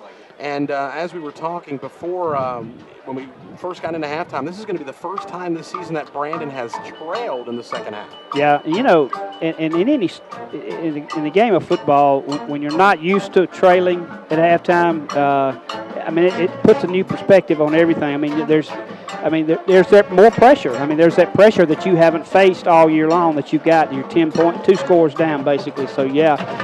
But, you know, we talked about that before the ball game. The teams that they've played are not of the caliber of competition that Petal has played to this point. So, you know, that they knew sooner or later they were going to get in a ball game like this. And the clock's ticking down to 2 minutes to go before halftime, or before the second half. But with the Brandon band still out there on the field, inevitably we're still several minutes away from kicking the second half. Important note also is that Petal will get the ball to start the second half. We have another score before halftime, Tommy. Meridian has struck again. Oak Grove jumped out to a 9-0 lead. Meridian now leading 21-9 in that game. So Meridian really starting to assert themselves. Meridian, a team, of course, we'll see in about 2 weeks. Yeah, we got two tough ones. We get through this one, we got two tough ones coming up for sure. But we'll take care of business here first. But you got to be impressed with that 94-yard, drive that Petal had to get their last score, their touchdown. I mean, just a little bit of hard running, a couple of passes, but mostly just good hard running. And whoever's the man in charge of taking care of the quarterback on the keeper is not doing his job, because Larson's had some really, really big runs, and he did in that drive. You're right. It was capped off that 94-yard drive by a 3-yard Larson Barker and quarterback keeper for a touchdown into the end zone. The only touchdown for either squad. It is 10-0 Petal out in front of Brandon. If you're wondering what we have to look forward to in the upcoming weeks, of course, Brandon is on the slate next week. Petal will be back in the friendly confines of Petal Stadium as they'll take on a much improved Natchez team. 2 weeks, of course, they are on the road at Meridian, which is on the 19th of October. They come home again on the 26th of October, Petal. They'll battle Forest Hill, and then they'll wrap the season up on the 1st, which is a Thursday. Tommy, unfortunately, I will not be on the air for that game with you. I know you're probably all bent out of shape, and I apologize ahead of time. I won't be the same. Yeah. Petal will close out the regular season at home against Terry on the 1st of November. Then we'll look forward. I'm going to go out and say it. We're going to look forward to the playoffs. Yeah, no doubt about it. We're optimistic. We feel good about it. And if we stay injury-free, things look pretty good. And I agree with you, Corey. That home field advantage, getting that higher seed, it means so much in the playoffs, and being able to come to Panther Stadium and play that at least two. If you can play 2 games, you're in really great shape. So I'm like you. Those seeds are really important. So we've got to take care of business here tonight. Exactly. and continue, one game at a time. Well, it'll be huge, again, just to recap. If Petal's able to win this game tonight and improve to 6-1 overall, but more importantly, 3-0 in the district, 3 of their final 4 games are at home. So I know, that's what you got to love that home cooking. I looked at that today. I was, going over the schedule, and I said, 3 out of the last 4 in the friendly confines of Panther Stadium, and I like that. So, it's set up for us to have another really good year. Just like I said, we just take them one game at a time. Don't get ahead of yourself, and if we can stay injury-free, I think we're looking pretty good to at least host 1 or 2 or at least 1 playoff game. Absolutely. So they set the clock back to 3 minutes. They're about to wind it. And as they do, we're going to go ahead and thank again our radio and internet sponsors for the season. A1 Graphics, Bucko's Cleaners, Coca-Cola of Hattiesburg, Corner Market, ELTM and Enbridge Company, Encore Rehabilitation, Fairley Construction, First Southern Bank, Forest County Board of Supervisors, Fox's Pizza, the Graham Bank, Hattiesburg Oral Surgery, Hub City Steel, Magnolia State Bank, Marino Eye Care, Parrish Jewelers, Petal Harvey Baptist Church, Petal Tire, Southern Bone and Joint Specialists. They are the proud sports medicine physicians for the Petal Panthers. State Farm Insurance of Petal, who is the Ted Cannon Agency, and of course our friends over at Richardson Heating and Air. Thank you so much for all you do for Petal football, both on the radio as well as on the internet. Again, we are live tonight on 93.1 WGDQ. We are also streaming live. If you'd like, click on Petal, go on to petalfootball.com. You can click and follow the details there. It'll tell you very easily how you can check us out. We're streaming all over the world, Tommy. Yep. And the last time we were on air in the second half was a week ago yesterday. Something very special. Yep. They're referring to it in Petal as the catch. Jamarcus Reeves' 20-yard immaculate reception. I've heard somebody else refer to it as. Yeah. I love it. Whatever they call it, I love it. I do too. And it's gone viral, Tommy. We've had over 430,000 views of that clip. It's incredible, isn't it? And it is incredible. I'm just glad that you were on there, and your reaction to me was priceless. Again, we have to recap the catch. It was so loud in that press box. There's only 5 of us in there when the catch happened, but it was so loud, and you and I were shocked. And your reaction to me was so priceless, looking back in the heat of that moment where he caught all that came out with, he caught the ball, and it was so perfect. And I'll tell you, that's something that I'll never forget. And I'm glad that we were able to do that game together. And it was just a special moment that's going to live in the lore of Petal football. Yeah, that'll be in the archives there. We had to talk about it today at some point. Oh, no doubt about it. It was one of those things. Of course, everybody listening knows what we're talking about. Petal had a 4th down and 17 play at the Oak Grove 20 with 1:06 left on the clock, and I don't have to tell you anymore. Everybody knows what happens with the catch. But that play also at one point, I believe, was on Yahoo.com's most watched videos. It was, yeah. Which to me, Tommy, we were up there with the ranks of the I don't know, the show out of New Jersey. What do they call that? The Real Housewives of New Jersey, and we were up there with the presidential debate. Oh goodness! And then it was us. So it's pretty thrilling. Yeah, it is. The teams are coming back out to start the second half. We have 30 on our play clock, or our game clock here, as we get ready to start the second half of action. Again, the Brandon fans trying to be loud. Brandon wearing all black tonight with the red trim. Petal with the red pants and white jerseys, white helmets. And Petal, who leads 10-0, Tommy, will receive the ball first. So let's look ahead here to the second half. What do you think the keys are to the second half moving forward for the Panthers? Well, offensively, we really hope that Bo Waits can continue to run the football like that, because as we talked about in college football or any level, whenever you can run the football well, I mean, it just opens up the passing lanes and keeps those linebackers honest where they can't continue to blitz, And then on defense, we've got to continue to keep pressure on Minshew, because he is very talented, just a sophomore, but he's very talented. He does a good job of knowing where his receivers are going to be and where he needs to put the ball. And the only reason he has missed on a few of them is because we've had heavy pressure on him. So that's the key on defense, I think, in the second half. And I think Kyle did a good job of kind of taking note that Petal made an adjustment. They were down kind of in that wide 9 formation that they like to use, where they have one hand down on the ground, and they decided to switch up a little bit and go to more of an upright stance on that entire defensive line. And it really made a difference of getting off the line of scrimmage, getting a little bit more pressure. And it's going to be very interesting to see how these coaches adapt and change moving forward. Of course, we already know Petal coached by state champion coach Marcus Boyles, head coach for Petal on their team, of course, is also extremely well known. Lots of wins. Yeah. Coach Brad Peterson's done a great job here with this program. And Corey, when you talk about coaching, it was a coaching change at Petal, but the big thing is all of our assistants they were retained here, and people just don't understand sometimes what a big difference that makes when you've got your same coaching staff, especially in situations like tonight when you've got to make adjustments.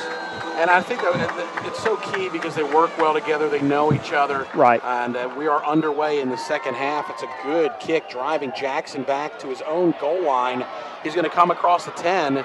He breaks the tackle across the 15 and lunges forward to about the 21-yard line. So Petal will start this drive from their own 21. Good job downfield coverage by this Brandon Bulldog special teams. Actually got a hand on Jesse as he was backpedaling, went back to his goal line to catch the ball. Actually got a hand on him around the 10 and was able to fight forward and get across the 20 to the 21. Pardon me there a minute. With these allergies this week, about to drive me crazy. And with this weather change and everything, I know it's been killing me. This is a tough climate to live in with allergy issues. Larson Barker, first down pass. Oh, what a catch. Great catch up near the 30-yard line. Tommy, that's another fastball outside and a great adjustment and a great catch by Kyle Reynolds. Yes, one of those passes where, he threw the ball before Reynolds actually turned around, and then when he turned around, bam, it's there in a hurry. Stick him on Reynolds' hands. Great job to catch the ball. It's a completion for 7 yards on the first play from scrimmage of the second half out to the 28-yard line. So Barkin will keep it. Not much doing, and he's going to be dumped back at the 25-yard line. Good job, Tommy, on the sack. Is Michael Brooks, second time tonight. Yeah, Brooks didn't bite on it that time and stayed with his man, the quarterback, and Larson just didn't have a chance at all. And this is a big defensive play early on here in the third quarter. Petal had second down and short, 2nd and 3. The sack, only a 3-yard loss back to the 25. So it'll set Petal up for a 3rd down and 6. Petal moving from our left to our right on your dial. And Boyles did not like something that he saw over there, and he's going to call a timeout on that far sideline.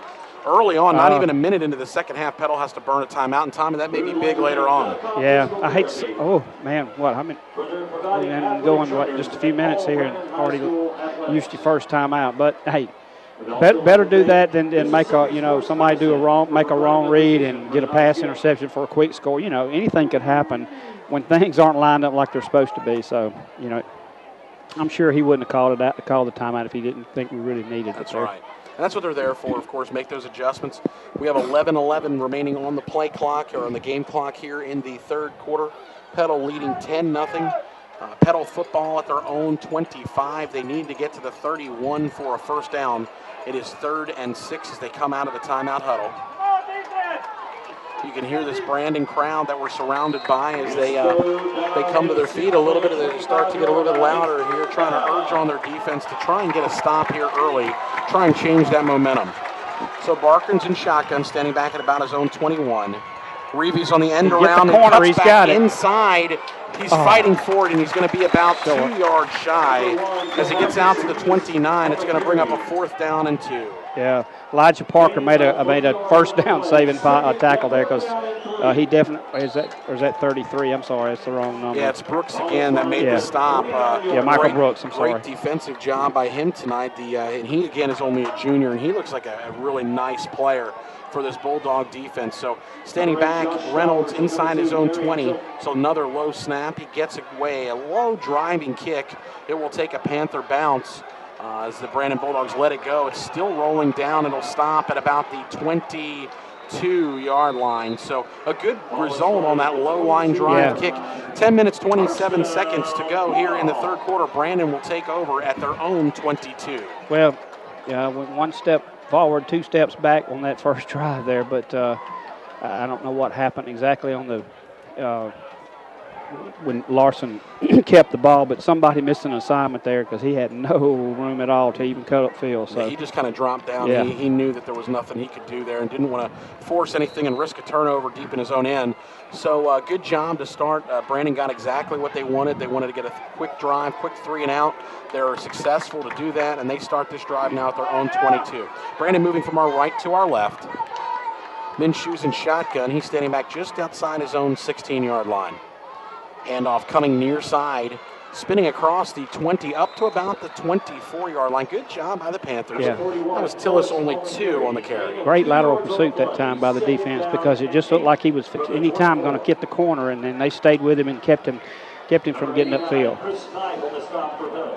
So from the 24-yard line, it is 2nd down and 8 for this Brandon Bulldog offense. This is a team that last week, Tommy, hung 67 points on Forest. Yes. And just over 2 minutes into the third quarter, they're still looking for their first points against this Petal defense. 2nd down and 8, quick 3-step drop, stepping up and firing out in the flat. Pass is complete across the 30-yard line. Minshew connecting up to the 33 to Williams. Yeah, no fault of Trevor that time. Good coverage on him. That's just a great pass by Minshew there. I mean, he put it right on the money. Pass goes for 9 yards and a 1st down. So that'll move the chains out to the 33-yard line. As they wind this play live for action, it's 9.5 to go in the 3rd quarter. Petal leading 10-0. Brandon with the ball at their own 33 with double receivers out left. Minshew. Ooh. Petal looks like they're coming after this one. There's a pass out in the flat. It's complete once again. In on the tackle for the Petal Panthers is Trevor Williams. Trevor Williams in on the reception. That is a 6-yard completion on 1st down up to the 39. It'll bring up 2nd down and 4 from the 39. Brandon looking like they did on the first drive tonight so far, but not a whole lot of running the ball, just very precise timing patterns. 3 plays, 17 yards for this Brandon Bulldog offense on this drive. Handoff Tillis right side, nice downhill run. Give him about 6 out to the 45-yard line. That'll move the chains for the 2nd 1st down of this possession. And Brandon's approaching midfield here. Yeah, nice drive so far by the Brandon Bulldogs. Let's see what Petal can drop defensively. From the 45-yard line, Bulldogs looking to try and get on the board. Clock ticking down. We have 8.5 to play in the 3rd quarter. Brandon's picking up the pace a little bit, too, on their offense. They are. There's 6 on the play clock here. It's winding down. On the quarterback keeper, Minshew looking deep down the seam, had a receiver open. There was some contact over the middle. This Brandon sideline is looking for a flag. That ball, I don't know if it was catchable, Tommy. It was a high throw. Pretty good coverage downfield by Jonah Myers. It did look like interference, but I think it was one of the incidental contact things when he was breaking on the ball and actually his shoulder pads kind of scuffed the defensive backs. So I really don't, it's one of those deals. Sometimes they call it and sometimes they don't. Fortunately for the Panthers, they didn't call it. 2nd down and 10 ball sitting at the 45-yard line, clock stopped with 8:16 to go. Brandon looking for a nice drive here, their first possession of the 2nd half. Here's Tillis behind a big hole out on the right side. Plenty of running room into Petal territory and more, all the way down to about the 30-yard line. That was a 25-yard run. They're actually going to spot him down at the 31. Will be a 24-yard run. And the Brandon Bulldogs look like they're asserting themselves, Tommy, here on this drive. What a great burst of speed when he got to the outside that time. And we actually had a chance at him at the line of scrimmage, and he just, broke loose and was able to get outside. They're standing about, I'm looking out this window over here, Tommy, the capacity crowd, and behind the stands here on the kind of the concourse, they're about 4 or 5 people deep. So this Brandon crowd, they've come out tonight to try and cheer on their Bulldogs. Minshew under a heavy rush. Kind of just fires off his back foot. Reeves is out there, and he makes the interception. He's still inbound. It was an ill-advised pass as he's going to be thrown down wildly. It should be. I mean, that looked like maybe some unnecessary roughness. I'm not quite sure why there's no flag that I can see. But I'll tell you what, Tommy, we talked about it throughout the night, that hot pursuit of getting after the quarterback. Really got in Minshew's grill that time. He threw it off his back foot, and it looked like a punt out there. Reeves basically called for a fair catch. He went up, made a great catch on the ball, and is spun out of bounds. Petal takes over at their own 13-yard line. That's the 2nd turnover of the game for the Brandon Bulldogs, and it was a huge turnover for this defense, Tommy. Normally I wouldn't complain about that, but I've learned of a broken collarbone this past week to a young man who was slung down just like that. So you got to make that call. I agree. They spot the ball actually at the 12-yard line. It's been the handoff inside, looking for running room. Buckley, he'll pick up about 3. Actually, that's Waits on the carry. I apologize. So he'll pick up about 3. You're going to have Coach Buckley, if he's listening in, I'm sure it's tonight, going, wait a minute now, Slade's not a tailback tonight, is he? Coach, I apologize for that one if you're listening in. My bad. That was Bo Waits. I apologize. It's a 3-yard pickup on 1st down. So 2nd down and 7, ball spotted at the 15. Petal with the ball, leading 10-0, moving from our left to our right as we approach the 7-minute mark of the 3rd quarter. Low snap, Barkin. Quick pass out in the flat, complete. Hit as he's caught it across the 20-yard line. is caught by, let's see who that is out there. That looks like big 83. That's Kai Broom. Good job of holding on to football because he got smacked pretty hard as soon as he caught it. Not a lot of room there to run after the catch was there, but this is a big play. It's 3rd and 1. Man. Quick snap, and it looks like it's going to be a flag on the play. It looks like Petal may have jumped early on the 3rd and 1. Yeah, we were trying to, hurry it up and get a quick snap, and I can't see. Was that Waits? Waits left a little bit early. And that's huge, obviously, with the ball spotted at the 21, needed to get to the 22. So the ball is spotted back at the 16-yard line. Instead of having 3rd and 1, Tommy, now it's 3rd and 6. Yeah. So from the 16-yard line, I'm sure you can hear the public address announcer here. They have been cranked up pretty loud. Ball's at the 16, need to get the 22. Clock running under 6.5 to play. Barkran, pump faking. Looking. And it's over the head. There is a flag down there on the far side, Tommy. I believe they're going to get a defensive, either illegal contact or Well, he actually grabbed Jamarcus's jersey and just held on to it. And, this looks like it's probably going to go in the favor of the Panthers on 3rd and 6. It was a high pass looking for Jesse Jackson. There's actually 2 flags down, one back right even with about the first down stick and one out near the 35-yard line. And it's going to be a defensive holding call against the Brandon Bulldogs. I'm not sure that both officials saw the same hole. I guess that's what it was because they were both thrown right there in that same vicinity. But I'm telling you, the man coverage on Jamarcus, I tell you what, it's a good thing that he did grab him because Larson was leading him downfield. That could have been a touchdown. So it might be good that he actually committed the holding penalty. So the defensive penalty in high school football, of course, is a 10-yard penalty, and that 10 yards gives the Petal Panthers a first down at their own 26. Tommy, that's a big penalty. Yes, it is. So it'll keep the Petal offense on the field. Good for the Panthers. From the 26-yard line, already leading 10-0. It's a movement up front, hard count by Larson, and he's going to get another 5 yards, it looks like, on the encroachment call against Brandon. Well, you like the aggressiveness of the linebackers for Brandon, but you got to be smart when you're doing it and not get across that line of scrimmage. And that's about the 3rd time tonight that they've done that. So good job by Larson on the hard count. Absolutely. So spot the ball at the 31-yard line. It's 1st down and 5. Line to get for the first down is the 41. Clock running down. We have 6:15 to play in the 3rd quarter. Again, Petal leading 10-0. First time this season that Brandon has trailed in the 2nd half. There's Larson again. There's Larson out on the far side. He's just going to trot out of bounds after he picks up 6 yards.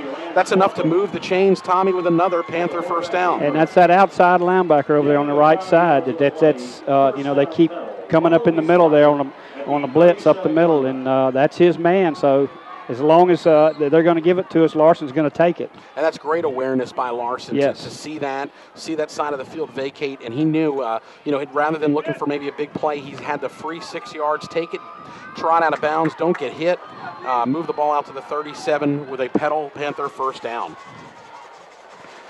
Barkran, handoff inside, and there's not much at all doing. This is going to go for about a 1-yard loss on the play. It looks like Bo Waits. There was nothing going on that play, Tommy. Yeah, the blitz right straight up the middle there, and he ran right into to Waits as soon as he got the football. So they actually spot the ball. Looks like a pretty favorable spot for the Panthers out near the 37. So just about got back to the line of scrimmage. It's 2nd down and 10. Ball spotted at about the 37-yard line. Barkran with double receivers out right, single slotted left. Good snap. Barkran fires out in the flat. It is complete. And I'll tell you, Tommy, that's a gain out to the 43, about 4 yards shy. We can't say enough about how physical these defensive backs play for this Bulldog team. No, they do a good job of after the receiver catches the ball of not letting him get loose and getting upfield for what I call the yak. Yeah, this defense really does a good job of hitting hard, bringing a lot of pressure. 3rd down and 4 right in front of us. Petal has the ball at their own 43. They need the 47. Jailhouse blitz. Barkran sees it, hits Reeves out, across the 50-yard line into Bulldog territory down at the 45-yard line, and that is enough for a Panther first down. Great awareness by Larson, Tommy, on that play to see the blitz. Reeves broke off his route and sat down in coverage and picked up the first down. That's what makes him so special, you know, and that's the kind of quarterbacks you look at any level that's got that kind of confidence and to step and poise to step in there with that kind of pressure and make that throw. And a great adjustment by Reeves to notice that and break off his route. It looks like Brandon may be coming after this one again, but it's a first down all the way down to Brandon's 45-yard line. So the last play on 3rd and 4, big pickup for this Petal offense as the clock is under 5 minutes to play in the third quarter. Low snap, Barkern picks it. Oh, he's got it. He's got his receiver open and just overthrows Jesse Jackson on that angle pass. That little out, he had him at about the 20, and it floats out of bounds, incomplete. For sake, he got hit pretty hard. Larson did that time. I'll tell you, Brandon has not shied away from the blitz, have they, at all? No, they're not. They dance around. They're both outside linebackers dance around and come up to the line and dance around, and you know, and they're just animated a lot there, and then bam, here they come, you know. From the 45, 2nd down and 10, the handoff inside. Fumble on the play. We got it loose back. ball. Looks like Petal does recover the ball. On the carry, waits as he came across the line of scrimmage. One of our fumbles the football, but he does recover. They're already signaled 3rd down. So it is a 1-yard pickup to the 44. It'll be 3rd and 9. Yeah. Big Thad Roberts pounced on it there to keep us from turning it over. Nearly a disastrous turnover for this Petal offense, which would have been their first. Brandon with 2 turnovers in this game, Petal with none.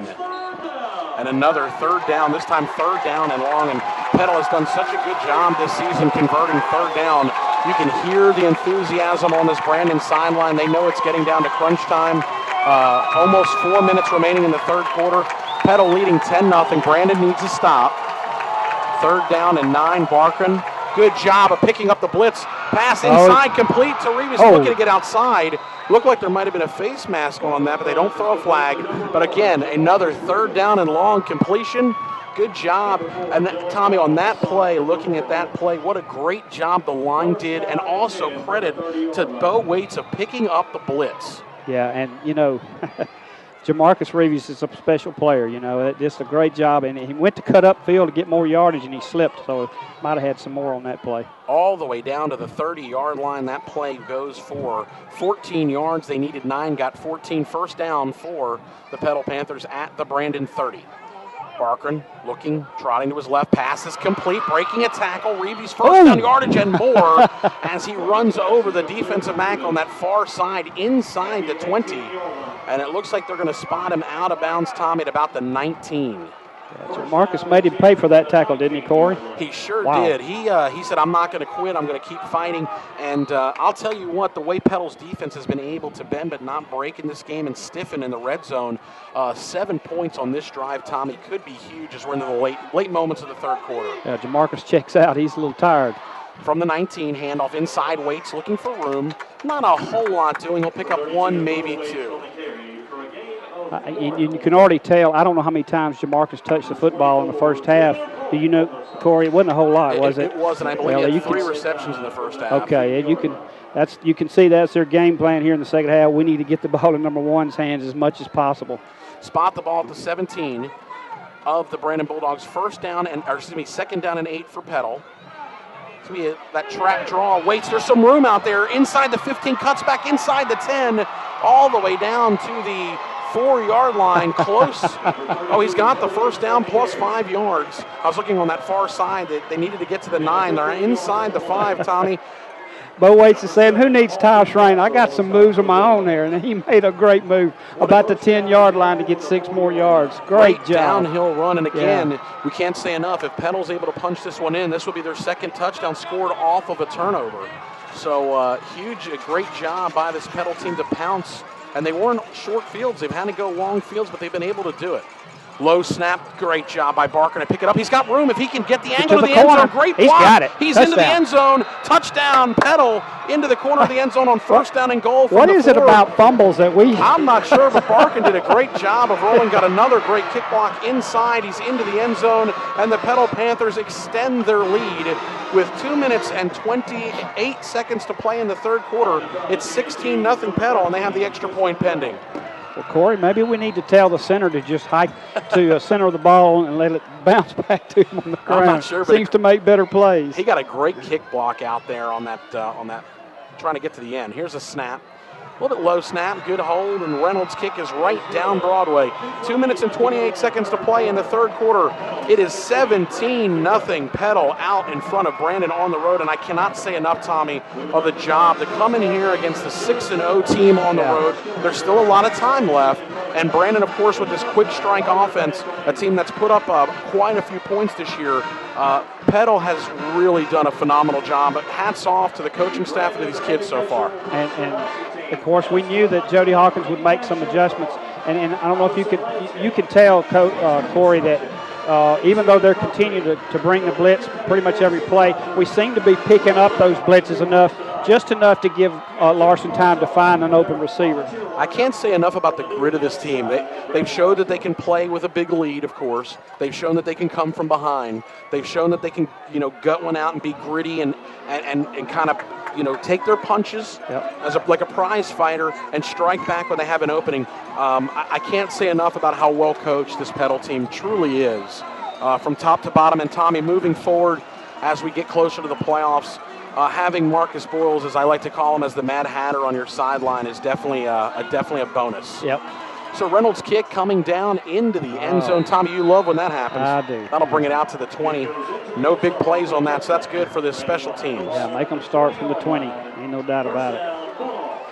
So they'll bring it out to the 20-yard line is where Brandon will start this drive. Again, there's 2 minutes and 28 seconds to play in the third quarter.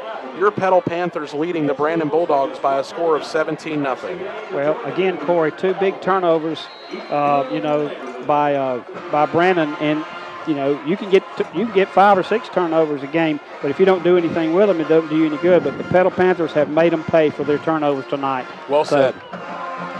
2 great drives following a 94-yard drive following 1 turnover. Tommy, that's an 88-yard drive capped off by a second Larson Barker touchdown run. Under heavy rush, back. I thought the ball was loose. I thought I saw the ball pop out too. It's no problem. I thought I saw Minshew is going to be dropped. First down play, he's going to be sacked back at his own 14. And guess who got it?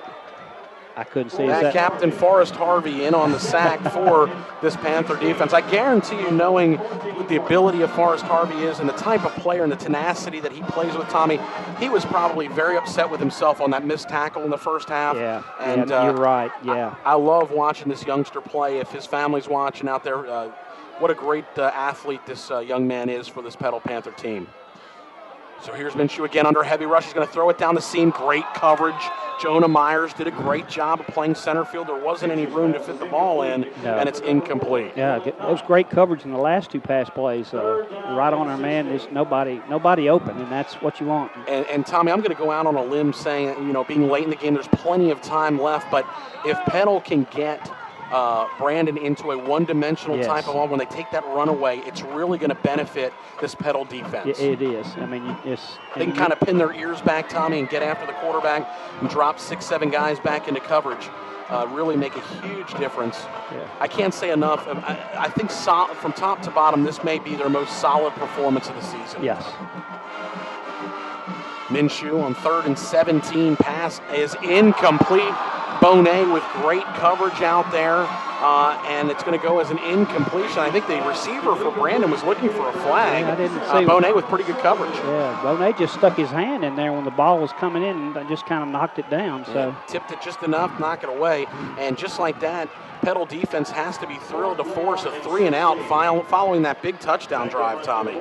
Yeah, and back to that previous play, I think that was another incident of incidental contact by the defensive player, and I'm just so glad that they didn't call that, because that's the right no call. Oh, it's a over his high head. snap. Good job by the punter to get this one away, and actually gets away a pretty decent kick. They're going to let it go, and it's going to take a Petal bounce.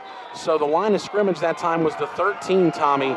This punt is going to come to rest at the 33-yard line. That is the 32. That was a 19-yard punt. So let's recap here. There's a minute and 28 seconds to play, or a minute and 23 seconds to play in the third quarter. Petal leading this game, Tommy, 17-0. Petal takes over with a short field at the Brandon 32, looking to try and maybe get that early knockout punch here. That's what we need to do, really. And you're right, Corey, that they did not run the ball at all on that previous series. They know they got to score quick. They're down pretty much 3 scores, so they knew they got to go downfield with it. Just a good job by our defense of coverage and, of course, the pressure on the quarterback. So here's the handoff on the first down play. Not much doing that time out for Mr. Waits. He's going to fight. He's going to try and get back to the line of scrimmage. I think he's going to lose about a yard. I tell you what, they may be down 17-0, but they are still hitting hard. This is a good Brandon football team. They're going to hit you hard for 60 minutes. I mean, well, Coach, they've been taught to tackle well. They haven't had any trouble wrapping guys up, and those hard hits oftentimes produce turnovers. So Petal really does need to keep an eye on that and really corral the ball as we're under a minute to play in the third quarter. So second down and 11 from the 34, that aggressive front. And they either blitz or they stunt blitz and drop back a little bit. And it looks like they may be bringing about 5 or 6 this time. They're going to come around the corner with Reeves. He's looking for room, not much doing. And he will be dropped all the way back at the 39-yard line. And the official's actually going to spot that back at the 40. So it looked like his forward progress might have been to about the 38, but they are going to spot it back at the 40-yard line. So Harper in on the stop for the Brandon Bulldogs. That was a play that just didn't develop that time. And just great lateral pursuit by the defense. Just never allowed Jamarcus to get the corner. So the clock running. Petal can actually run the clock out here to end the third quarter, and I believe Coach Boyles will just do that as we're under 10 seconds to play. So that is going to do it for the end of the third quarter here from Lewis Jean Strickland Field, along with Tommy Hudson and Kyle Britt. This is Corey Tater. You're listening to Petal Panther Football. Our score after 3 quarters, 17-0. Petal out in front of the Brandon Bulldogs. Again, you're listening to Petal Football on 93.1 WGDQ. We'll be back in just a moment with our fourth quarter.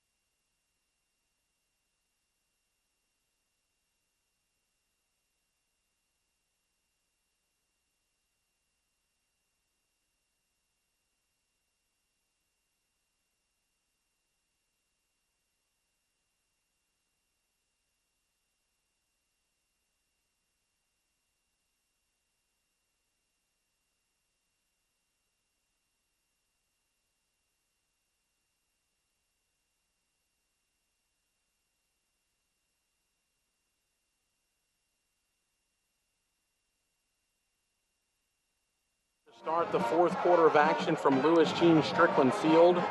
Petal leading 17-0. It is third down and 17 from the 40-yard line. I apologize for any technical difficulties that time. I guess we didn't go back to the studio. Tried calling for Barber, so I apologize that time. Third down and 17. Barkern fires, and it is deflected. Good job, and good job up front again by this Brandon defense, and lucky that one fell to the ground. Yeah, because he had Jamarcus out in the flats here. We've been one-on-one, and I like our chances when Jamarcus is one-on-one with anybody. So the clock stops. That play only takes 5 seconds. There's 11:55 to play in the fourth quarter. Petal leading 17-0, facing a 4th and 17 at the Brandon 40. They're going to bring in Reynolds to punt. So Reynolds will drop back to about his own 45-yard line. Are we a man short? I believe they may be a man short. I hope Petal doesn't have to call a timeout. They get their player on. 5-4 on the play clock. 3, 2, one, and I believe they just got it off. Oh, good Reynolds run. with a good kick. This one's going to sail all the way back and go into the end zone. No harm, no foul. You'd rather have that happen than pin them back to the 20-yard line. So it's a 20-yard net punt, 40 yards in all. So Brandon will have the ball at their own 20. There's 11:47 left in the fourth quarter. Plenty of time. Petal leading by 3 scores at 17-0. Well, you tell your defense right here, guys, just don't give up the big play. Don't give them a quick score to where, the game can turn around real quick. Just stay in your lanes, stay with your man, and don't let anybody get loose and get a big play on us. And I think we'll be okay if we do that. So with that, Brandon with the ball at their own 20-yard line, handoff inside, and not much doing. Good job by Petal that time. I don't think they were expecting that. I think they kind of thought they may pass the football, but it is a run inside and only pick up 2, Tommy. Yeah. Well, in the first half, we had problems actually getting a tackle on the tailback there when he got to the line of scrimmage, and he was able to get through and get good yards. Now we're actually doing a good job of pushing the offensive line back and making havoc back there in the backfield when he gets the ball. So again, we apologize for the technical difficulties. Pass out in the flat is complete across the 30 all the way up to the 35-yard line. That's going to be a first down on the 13-yard completion to move the chains for this Bulldog offense. Just a simple little out pattern there where, it's a timing pattern, and Minshew just does a good job of getting it there. I mean, Ooh, wow. Pass out in the flat is incomplete. Good job. I'll tell you what, Tommy, watching Jamarcus, he's covering so much ground tonight and really doing a good job. He's really got a nose for the football. And this youngster, of course, we've been told already a verbal commitment for Southern Miss. But I'm not so sure he couldn't play both sides of the ball. Yeah, no doubt. Great athlete. He's just a good athlete. He's been a joy to watch. So 2nd down and 10 from the 35 under a heavy rush. Quarterback is just going to dump the ball into the ground. Minshew. Yeah. Tommy, was there any offensive player around there? Yeah, he threw it at the feet of number 4, I believe. Okay, one of his receivers. Yes. Yeah, Dylan Knott. Dylan Knott, okay. Yeah. Which, you can do that. And he was still in the pocket too, so that's what he has to do. 3rd down and 10, a big play with 11:04 to play in the fourth quarter. Petal, of course, leading 17-0. Brandon with the ball trailing. They have the ball at their own 35, but more importantly, it is a 3rd down and 10.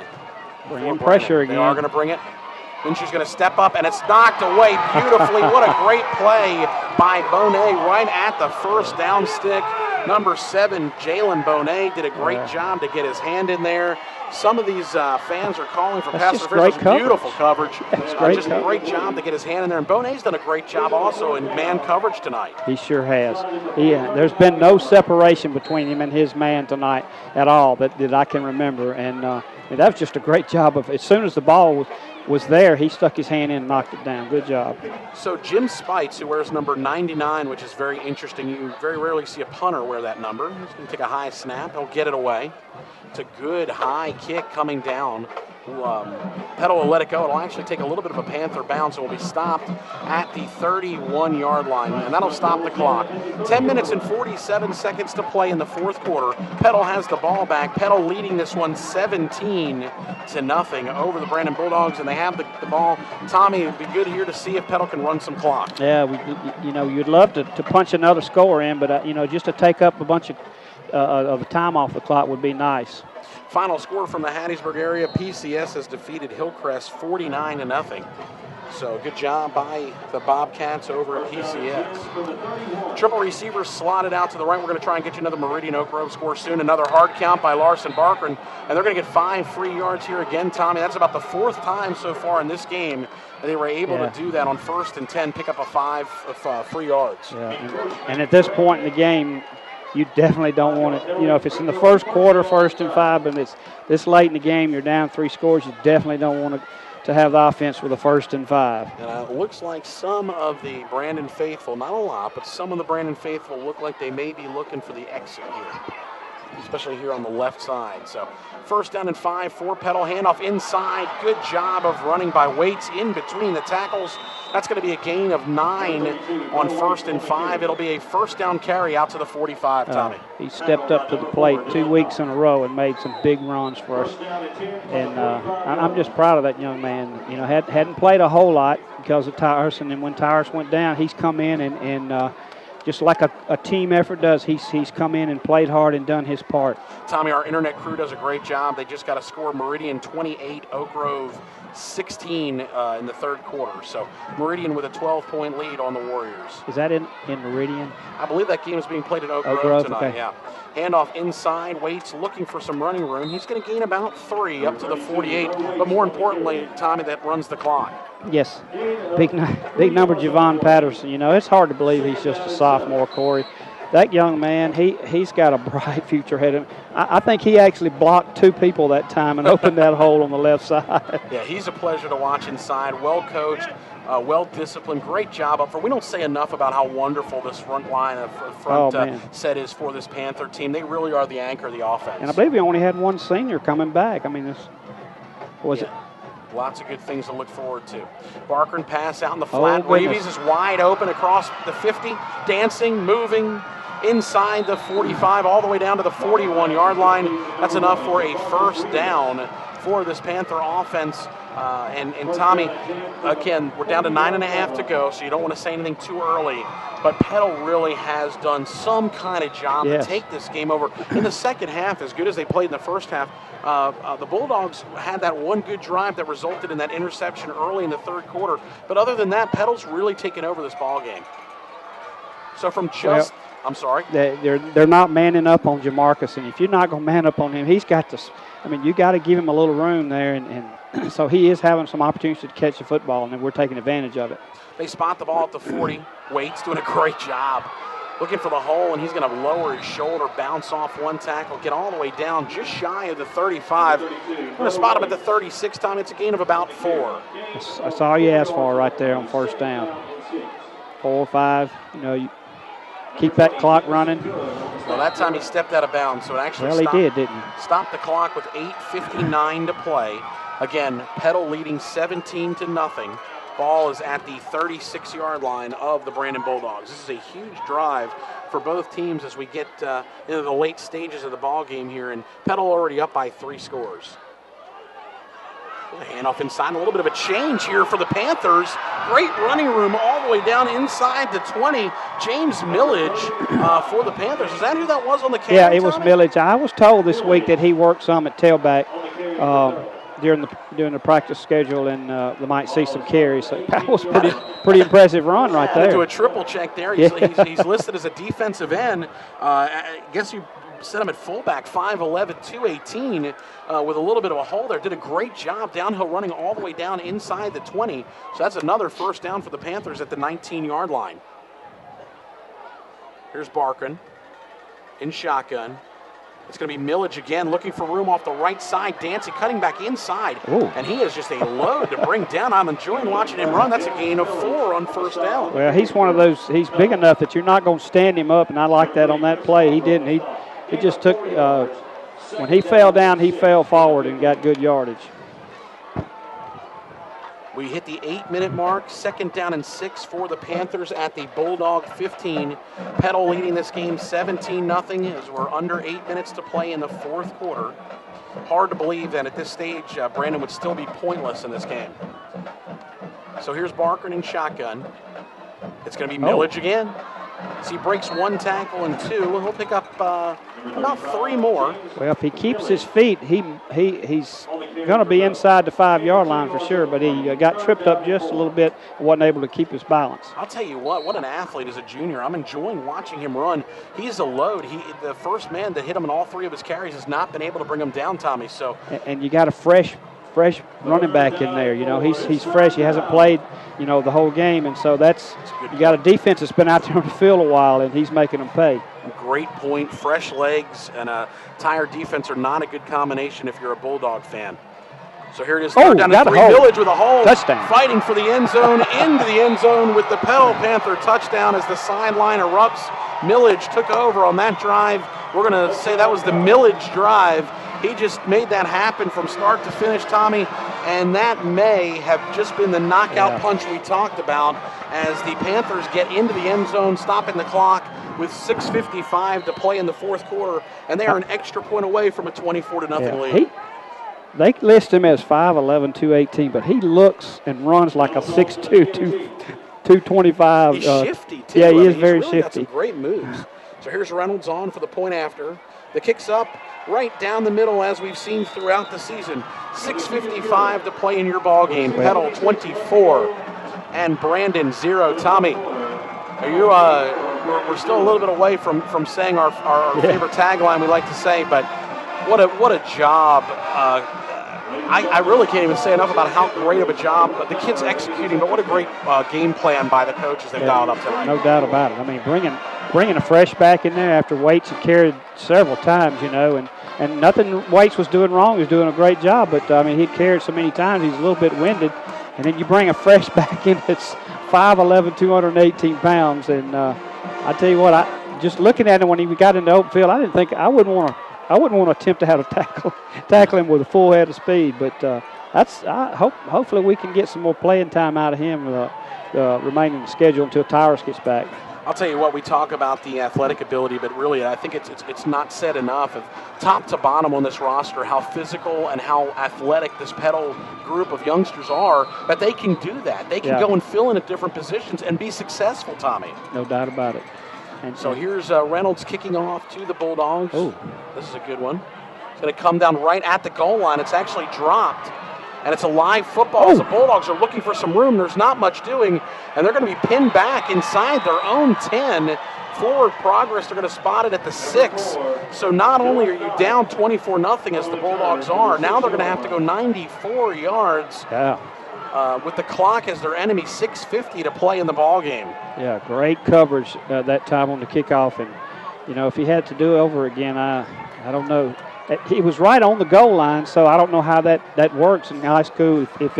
If your feet are on the goal line, I guess you're still considered, not in the end zone. So I guess he didn't have no choice but to pick it up and go.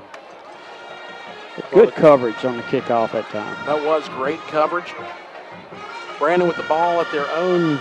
They're actually going to spot forward progress out to the 7. So from the 7-yard line, Minshew is in shotgun. He's got doubles out to his right. He's looking out that way, and it is going to be caught up to the 15-yard line on the catch.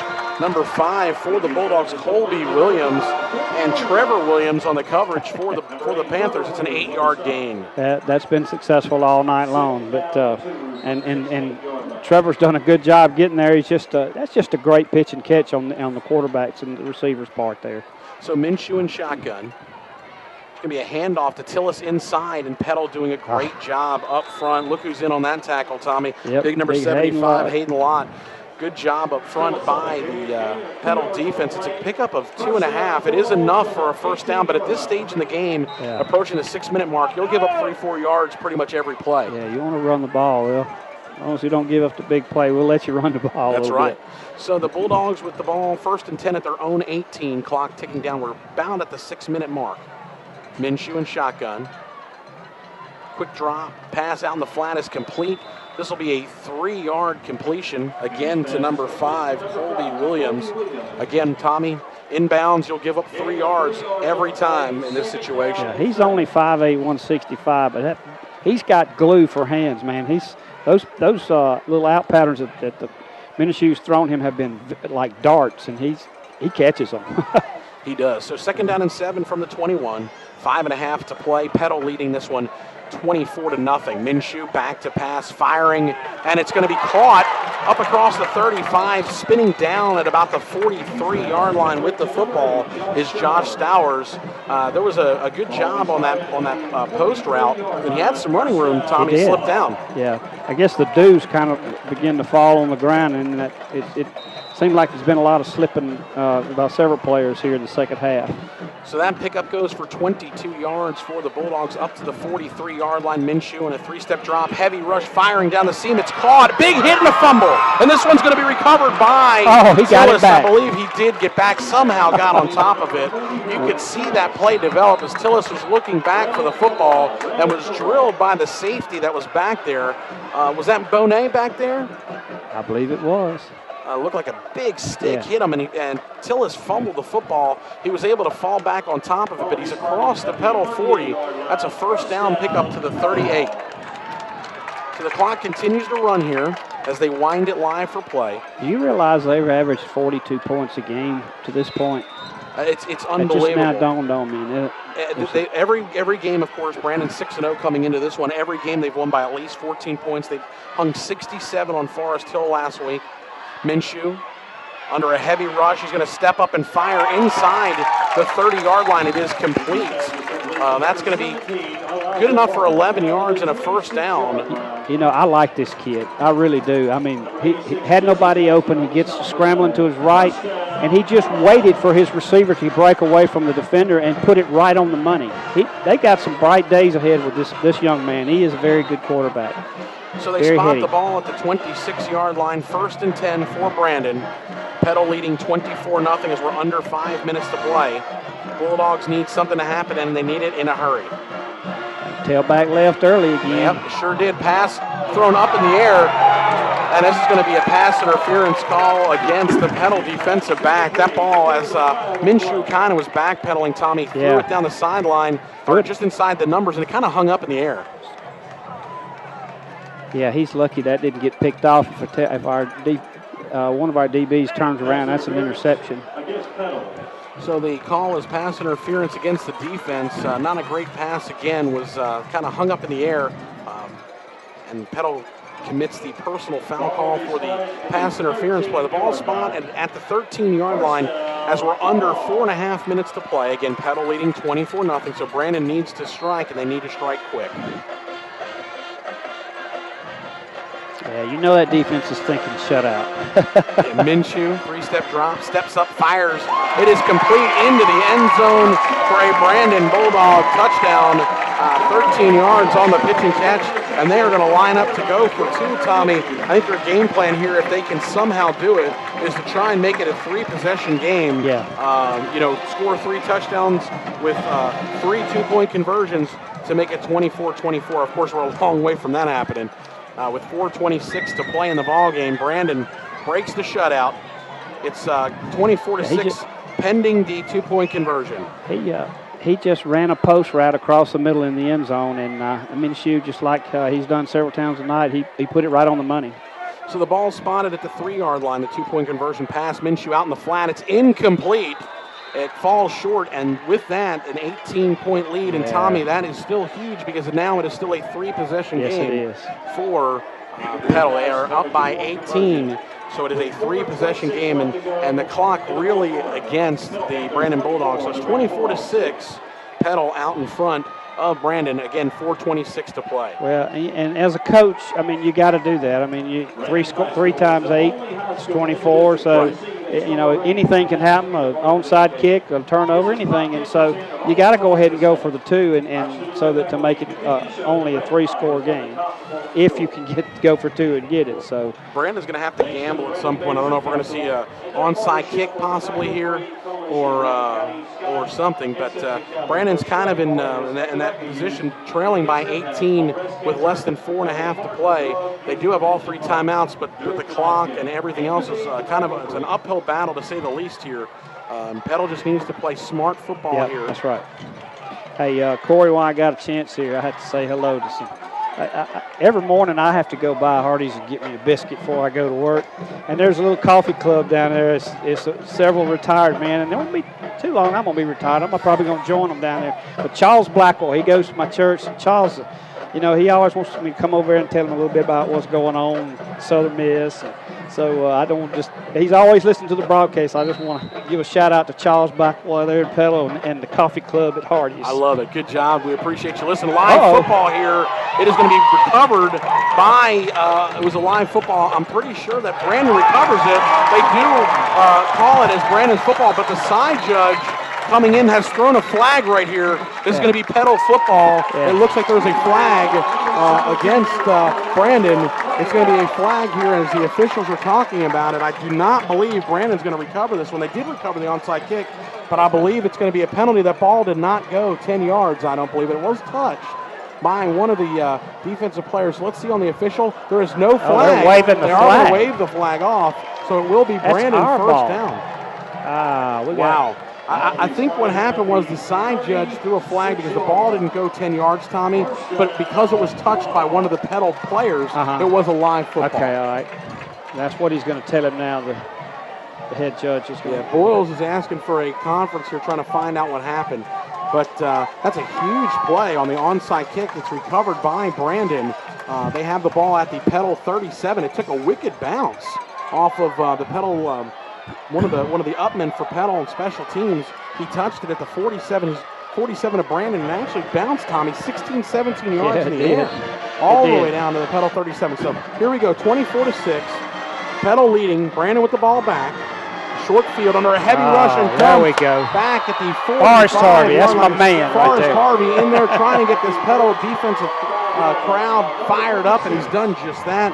Big sack on first down. Tommy, that's an 8-yard loss. Oh, it's big. It's Knock big. him all the way back to the 45-yard line. Corey, he's just a junior. We get to watch him next year, too. I love watching him play. We've talked about him in every broadcast. It seems like throughout the game he gets better as the game goes on. Pass underneath is caught all the way down inside the 35 to the 32, so they get the yardage back loss plus some. Yeah. And this is they're in 4-down territory, of course. But it's going to spot the ball down at the 32, a 13-yard pickup. I tell you, we haven't called number 89, Chris Knight's number, and I don't even see him out there right now.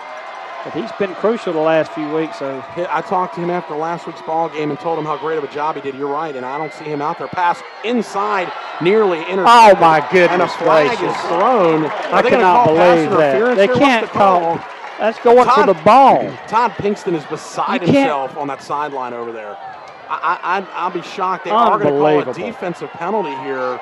Brandon getting a little bit of home cooking, I think, and you can hear the Petal fans. They are calling pass interference. The ball was thrown out there on the side. Your safety is doing just what he's supposed to do. He comes across and knocks the ball down, and that's what he did. There was no contact. No, I'm not quite sure where that flag was thrown, but it is a pass interference call against the Petal defense. Again, that pass was thrown down the sideline. It was 3rd down and 6, and 2 of the Petal defensive players converged on it. I didn't see any contact at all. It's ridiculous. How in the world he can call that, I don't know. That's what you're taught to do as a safety. Ball spotted at the 17-yard line. Minshew off his back foot floats it up in the air. Tillis has it. He's into the end zone with a touchdown, and they are going to line up here again to go for 2 to try and make it a 10-point game. It's 24-12. Petal strikes, Brandon quick strike again. And in the last 2.5 minutes, Brandon has scored 2 touchdowns to cut this lead. And I still, obviously Petal's still in great position here. Yeah. I'm not exactly sure here. That just, you can't make that. That's ridiculous to make that call. I mean, we're going to line up to go for 2. And Tommy, I guess it doesn't matter because it's still a 2-possession game either way. And they just want to put some points on the board. But they're going for 2. It's a handoff. Tillis inside fighting, and he is going to be stopped short of the goal line. So the try is no good. There's 3 minutes and 17 seconds remaining on the play clock, or on the game clock rather. Our score is 24-12. Petal leading Brandon. Still a 2-possession game. But Brandon, of course, I have a strange feeling here, Tommy. They're going to line up and try that onside kick again. Yeah, got to. I can't, I hate to linger on officials' calls, but that was, that's what you're taught to do as a safety is to, when you got a guy going along, you come over and give your cornerback help, and that's what he did. He came over and knocked the ball down as soon as it got there. He didn't hit the receiver before the ball got there. He hit the ball, and, oh, well. All right, that's enough, Tommy. No more. And the funny thing about this thus far, this game has been officiated very well. Yeah, it has. Both really ways. Has. The officials, all their calls on both sides were warranted. I did not understand that last call. They did a good job of throwing a flag and picking it up on the last onside kick. So a good job by this crew. A little suspect on that last call. But anyway, it's 24-12. Petal leading. 3 minutes and 17 seconds to play in the fourth quarter. And Brandon lining up, coming towards us. They're going to try the onside kick again. This one is live football, and it's live again. And guess what, Tommy? They got it. I believe Brandon's got the ball again. Yep. They're peeling back. I believe Brandon's got the football, and they do at the Petal 47. So Petal is not making this one easy on themselves. No, they're not. Brandon has come to life here. There's 3:14 to go. They trail by 12, and they are just a few plays away from making this real interesting. So 2 onside kicks, which in high school you really don't get to see a whole lot. Both recovered by the offense. Petal really needs to do a better job with their hands team. They had a great opportunity to catch that on a 3rd bounce, about 13 yards off the line of scrimmage, and it just was bobbled and fell down. It was recovered by the Bulldogs. Yeah. So this ball is spotted at the 47-yard line. 3:14 to go. Still a 2-possession game. Minshew dropping back, looking, firing. It's going to be incomplete. Almost a great adjustment and a great catch by the tight end downfield at the 30-yard line, but it's an incomplete pass. Well, McIntyre was on the coverage, and he had given up actually, and thought that the quarterback was fixing to tuck it and run, and receiver slipped in behind him, and the tight end almost made a great catch. I think the reason he didn't run that ball is number 11, Slade Buckley, kept contained on that play, Tommy. I got you. A few yards off the line of scrimmage, and really kept the quarterback in the pocket. So 2nd down and 10 from the Petal 47 under a heavy rush. Seam pass, it is caught inside the 25. The pass complete to Colby Williams. That's a 1st down on the completion. Clock is stopped with 3:02 to play. And Tommy, it was just 24-0. Putting it right on the money. And they are knocking on the door trying to cut this one down to a 1-possession game. All it takes is one big pressure on him, Corey, is all we got to do and make him throw that thing away. Because from the 21-yard line, clock running, 2:50 to play. Minshew fires out in the flat. It's caught. And out of bounds at the 12-yard line. That's going to be a gain of about 8.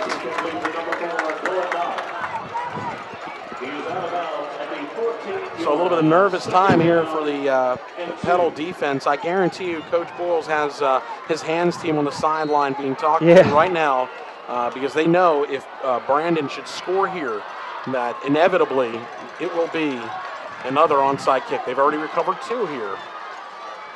Minshew drops back to pass, looking, firing into the corner of the end zone, and it is incomplete.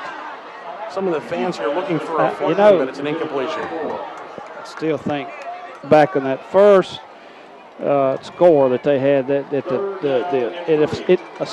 appeared that the officials let the fans and the sidelines help them make that call. You can't do that in any level. You got to watch what's going on and make the right call. Well, the ball is actually spotted at the 14-yard line. Line to gain is the 11.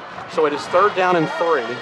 This is going to be a handoff inside. Tillis with some room. Tripped up inside the 10, down to about the 7.5, maybe the 8. But it is enough for a Bulldog 1st down as the clock stopped with 2:32. Tommy, some anxious moments here late in this one. Yep. I just got confidence in this team, though, Corey. I just have confidence somebody's going to make a play here in a minute. From the 8-yard line, 1st down and goal. Minshew steps up, fires, incomplete, looking for his target. Out on the right side in the flat, about a yard deep in the end zone. He had Jasper open down there, but it was an incomplete pass. I know one thing. This has been the longest 3.5 minutes that I have ever witnessed in a football game. Just to reset, we have 2:18 to play. Petal leading Brandon 24-12. Brandon with 2nd down and goal at the 8. This game just a few minutes ago was 24-0. Brandon was able to score a touchdown, went for 2, did not get it.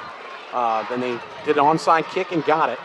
Cut it to 24-12 under a heavy rush. Minshew is going to be dropped on the sack all the way back outside his 10, and the coach for the Brandon Bulldogs is calling for a timeout. That's going to go as a loss of 5 on 2nd and goal. So this is going to bring up a 3rd down and goal from the 13. Clock stopped. That's the first timeout called by the Brandon Bulldogs in the 2nd half. So there's 2:09, Tommy, to play. So again, they were up 24-0. Brandon scored to cut it to 24-6. Onside kick recovered by Brandon. They drive down the field and score again. They go for 2. They don't get it again. 24-12 go for the onside kick for the 2nd time, recover it again, and here we are with a 3rd down and goal from the 13. And Petal's defense really has a chance to end this ball game right now. Yeah, I just, like I told you a while ago, somebody's going to make a play here in a minute. That's Petal. That's the way we've been all year long. Just like Jamarcus made a play last week on offense to win when it looked like it was fixing to be over, and he made a play. So I just feel like somebody's fixing to step up here and make a play in this football game. Let's hope you're right. Petal doing a good job coming up with a big sack on that last play. 2nd down and goal from the 8. Loss pushed Brandon back to the 13-yard line. 2 minutes, 9 seconds to play. Unbelievable that Brandon was able to recover thus far not 1 but 2 onside kicks. And Coach Boyle sprinting down the sideline, having Buckley, his defensive coordinator sprint down the sideline. I apologize. I was looking on the far side. Did we have enough men on the field? I saw Jody Hawkins sprinting down the sideline calling for timeout. We didn't have enough men on the field. I only counted 10. So Petal uses their second timeout of the second half. They'll be left with 1, but that's not the important problem here. So 2:09 to play. It's going to be 3rd down and goal from the 13. And unbelievable. I didn't think a few minutes ago we'd be in this. My stuff would go back to Petal with a victory. And well, I almost said it. I didn't say it. You know what I almost said. I didn't say it. I didn't want to say it. And after last week, you never know. No. So that's part of the beauty of this. Part of the beauty of this game we call football is you play it to the last second till there's all zeros on the clock. You never, ever know. Ask the Green Bay Packers about that. That's right. Ask the Oak Grove Warriors about that. That's true. All right, I'll stop there. But as the teams come back out on the field, big play on 3rd down and goal from the 13. They're just about set live for action. They actually spot the ball back just inside the 14, so that extra half yard every little bit helps here with this defense. Minshew in shotgun looking for the corner of the end zone. It is incomplete. Is that Bonet on coverage out there, Tommy? Did a great job. Yes, it is. Great man-to-man coverage out there on the side. Can't get any better coverage than that. Kept the inside presence there on his receiver to where, that ball's a little bit short. He's got it in INT. So. And I'll tell you what, I've been very impressed with the coverage of young Jalen Bonet. Yes, he's played a heck of a game tonight. As a junior, he really has stepped up from the corner position. 2:04 to play, Tommy. Can we say this is the ball game right here? 4th down and goal. Even with 2 timeouts. 4th down and goal from just outside the 13. Here's Minshew back to pass. Stepping up, he's going to run with the football. He's got room in the middle and nobody reacted. He dives into the end zone for the touchdown. None of the defensive backs and linebackers reacted on the sideline. I'm not quite sure what happened there. It was 4th down and goal. Everybody was covered, but as soon as he stepped up to run with the football, he dove into the end zone for the touchdown. And Tommy, we're 24-18. Yep. I've never seen 3 onside kicks, so have you? I don't know if I've ever seen 2 recovered in one game. Really? I probably have, but I don't know if I've ever seen 3. And this Brandon Crown is believing that. Brandon Crown that stayed, truly believing in this one. So here's the extra point attempt. The kick is up. It's nearly blocked. And it is good. All right, we have 1 minute and 56 seconds to go. Our score is Petal 24, Brandon 19. Unbelievably. I can't believe it. Unbelievable. 24-19, inexplicably. So, also got to remember, Brandon's still with 2 timeouts left. Even if Petal can recover the onside kick, right? If they don't pick up a 1st down, Brandon will get the ball back. That's right. So, a lot of ball game left to play. I'm in shock, Tommy. What do you think's got to be going through the mind of these Petal players? Well, you know the sideline's about to erupt. Yeah, they're the same way. They're in shock. Can't believe it happened. I mean, it happens in football. I mean, it does. But I mean, these players have never experienced it since they've been here. So we hate to say the word choke, but Petal really trying their hardest to hold on to this one in victory. Petal leading 24-19. If you can't hear me, it's because this sideline for Brandon is on their feet as one, and they are loud. Here's the onside kick. I hear a whistle. It is recovered. Attaboy, my man, Trevor Williams. Trevor Williams on the hands team. Yes, there is a flag down at the 40. Yeah, that's because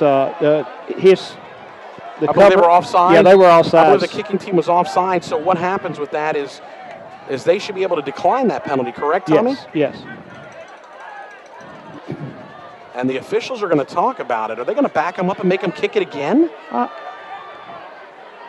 You have to be able to decline that penalty because we got the football. And I'm not quite sure why the coach for Brandon is allowed to come out to midfield here, Tommy. They have a coach's box. Coach Boyles on the sideline for Petal is in his. There's a flag down at the 41-yard line. I'm not exactly sure what's going on here. I believe they're calling offsides on the kicking team. But that shouldn't give them another chance to kick it again. No, unless they did blow a whistle, and they did. You know what they did, Tommy? They blew the play dead as soon as he was offsides. So I don't understand it. I guess that's like the same type play of last year in the state championship game. All right. Well, let me ask you this question. You can't question. decline that because it was Well, let me ask you this question, Tommy. Why is the ball being spotted at the 40 again? Shouldn't that be a 5-yard penalty? Our coaches are irate over there. This is not. I don't think this is correct. Well, here's Coach Boyle. Yeah, he's still out there talking. He's out at the 50. This one. That can't be correct. All right, they're calling this live for play. They threw a flag. If you throw a flag, how is there no yardage loss? I am absolutely shocked. But again, here we're going to have to do this again. Brandon is setting to kick off again here on the onside kick. I know if you're at home listening, you must be on the edge of your seat. We are here. Here's the kick. It's live football. It is a live football. Oh, they got it. Brandon got the football.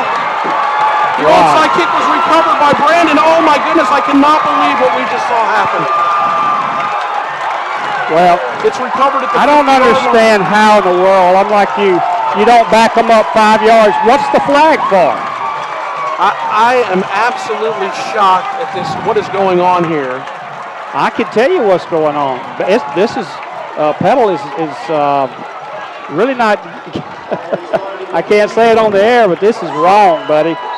This is totally wrong. These officials have let this get out of hand. I don't understand on that penalty. There's no way that you don't penalize somebody when you throw a flag. Well, they threw a flag, and they said that they were offsides. How they don't drop them back 5 yards?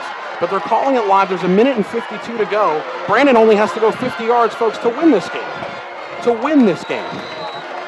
We were just talking about Petal getting the buses revved up 5 minutes ago. Yeah. There's 1:48 seconds left. Brandon has 2nd down and 10 at the 50. 2 timeouts left, plenty of time. The only good thing, because they did chase some points early, if there is a good thing, is that they do have to score a touchdown to win. Yes. A field goal doesn't do them any good. They have to go 50 yards. The ball is literally sitting directly on the 50-yard line. But these officials making these calls on pass interference is what bothers me. So from the 50, under a heavy rush, Buckley trying to get in there. Firing downfield. He's got his receiver open and just over the head of the target. Jonah Myers was back there in safety coverage. Yeah, gave up a little bit too early. Thought we had the sack. You got to stay with your man. So fortunately, the ball was overthrown. Wow. 3rd down and 10 from the 50-yard line.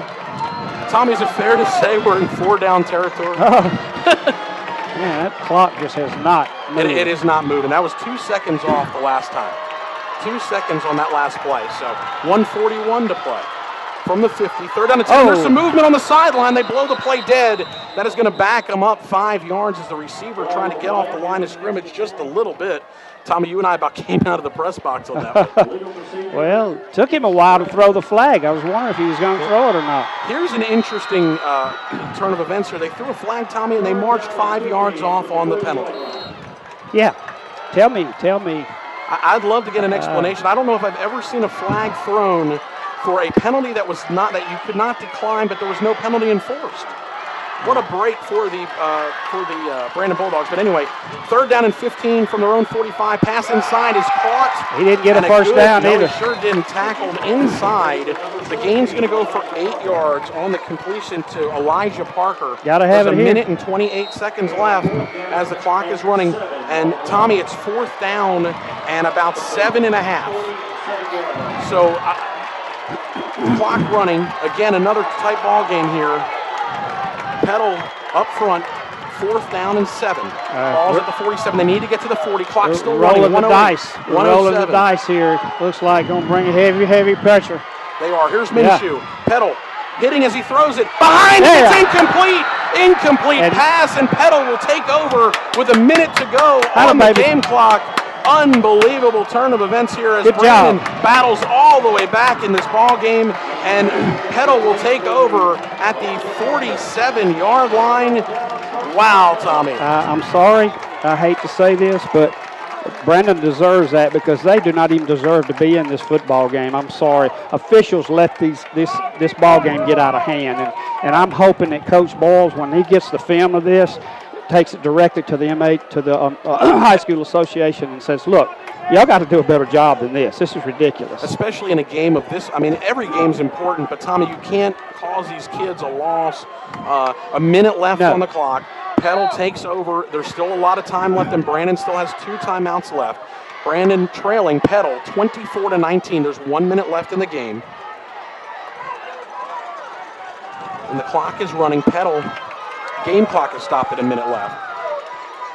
Handoff, waits, corralling the football, is going to be close to a first down. He's right at it. He's maybe a half. It looks like he's going to be a full yard and a half. I don't know where they're spotting the football. Well, wait, now that's. I'm not sure where they're spotting the ball. It looked like he got down almost to the 43-yard line, and they spot it just inside the 45. Hey, it's probably a good thing, though, Corey, because they got to call a timeout here. So. All right, I'm going to go out on a limb and make a comment here. So it's 2nd down and 2 from the 44. They need to get just inside the 43. Tommy, 2 yards, and it looks like Petal's going to win this ball. Yeah. I just can't believe we got to this point. But you got to hold the football. You got to hold the football. Folks, if your heart's racing out there, I hope we've done a good job of being able to bring you the action here as it's unfolded. Shocking change of events early in the 4th quarter. Actually, midway through the 4th quarter, Petal had a 24-0 lead. Brandon was able to drive down and muster up a touchdown. They went for 2 and didn't get it, so it's 24-6 with 6 minutes left on the game clock. They go and they kick an onside kick. They get it. They drive down the field. They score. They go for 2. They don't get it. They kick another onside kick, Tommy. They get it. They score a touchdown, kick the extra point, kick the onside kick. It's recovered by Petal, but they throw a flag that was not enforced.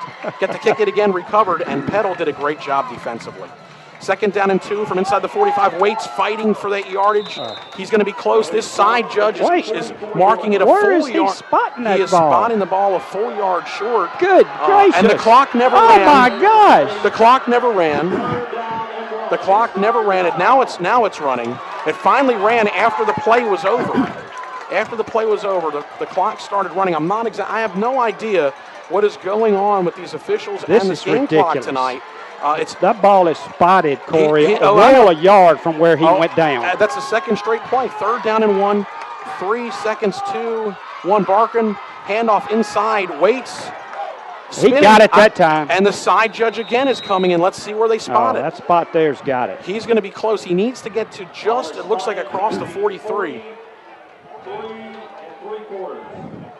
There's 19 seconds left on the clock. Wait a minute. Where's he? Okay, here we go. Well, I'm absolutely shocked that these officials have done this to Petal tonight. This side judge on the near side has trotted in. The Brandon side judge has trotted in. And, Tommy, I'm going to tell you, where they spotted the football, he is short. He needed to get across the 43-yard line, and they have spotted this ball. The nose of the ball's not even touching the 43. This ball, this spot, and, folks, there's 19 seconds left on the clock. The clock did not start when Petal snapped the ball. It didn't start until 5 seconds after the play was snapped. But I believe he is going to be about a half a yard short. From the spot, I am absolutely shocked at how this has happened like this. Wow. What else can we say? It's going to be 4th down. And Brandon can't stop. Do they have no timeouts left, Tommy? I don't trust anything that's put on that clock until, right now. Until this thing says 000s, I don't know. I guess they've called a timeout. So, okay, so it's 4th down. Let's reset here. It's 24-19, Petal with the lead. And I apologize, folks, but Tommy, have you seen anything like this before? Well, Conference USA I have. Sorry. if I'm on that sideline across there, we're on the home side. If I'm over there and I'm Coach Boyles has to be absolutely boiling right now. His blood has to be boiling. They spotted forward progress on the last 3 carries or 2 carries there. Spotted it short.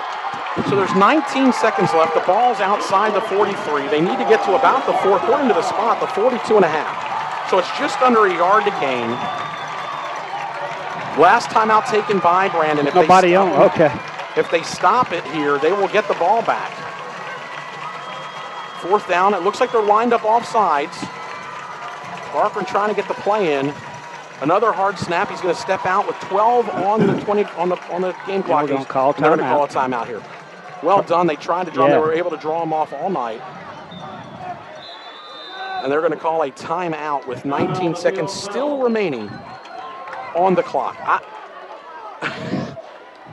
Again, I hope we've done an okay job of bringing you to the end of this game. If you're watching streaming, you've been able to see a little bit more of what we're saying. These spots, and the reason Tommy and I are getting so fired up, if you will, so aggravated, whatever you want to call it, is we are literally standing at about the 45-yard line. So these plays are happening, Tommy, right in front of our line of sight, right where we are. So we can clearly see the forward progress. This game should have been over several times. I'm not quite sure what's going on. Again, it's going to be a 4th down and about a half a yard for Petal. The ball is at the Brandon 43. Petal's leading by only 5 points. There's 19 seconds left on the game clock. Neither team with a timeout. Petal just burned their last. Wow. Tommy, what do you think? Well, and I'm like you. I hate to, harp on the officiating, but I mean it's bad. I mean this is bad. They're humans, and I understand that, and they're going to make mistakes. We all make mistakes. But what they're doing tonight is close to costing Petal what was a sure victory into a defeat, or a chance for Brandon to get a victory. Let's see what Petal can do. They're going with that bunch power formation. Oh, he's got the big back in there. He sure does, and he's going to give it to him. And guess what, Tommy? First down, ball game is over. It doesn't matter. You can't spot that ball back any further than that. That's a 3-yard pickup, and that's going to end the ball game. I still don't like his spot. No. There's a first down for the Look Panthers. where he spotted that ball. He was close to the 40. They spotted it outside the 41. So they tried. They wind the clock. Petal does not have to do anything because the clock's going to run out on this one. Tommy, wrap this one in red and white. There you go. It's a victory for the Petal Panthers. Petal improves to, what's our record now? Are they 6-1? Yes. 6-1. I'm so enthralled by the end of this ball game, and Brandon suffers their first defeat. They fall to 6-1. So Petal, more importantly, will improve to 3-0 in district play. Tommy, what do you think about what we just witnessed? Well, I kept thinking somebody was going to make a big play on defense, and I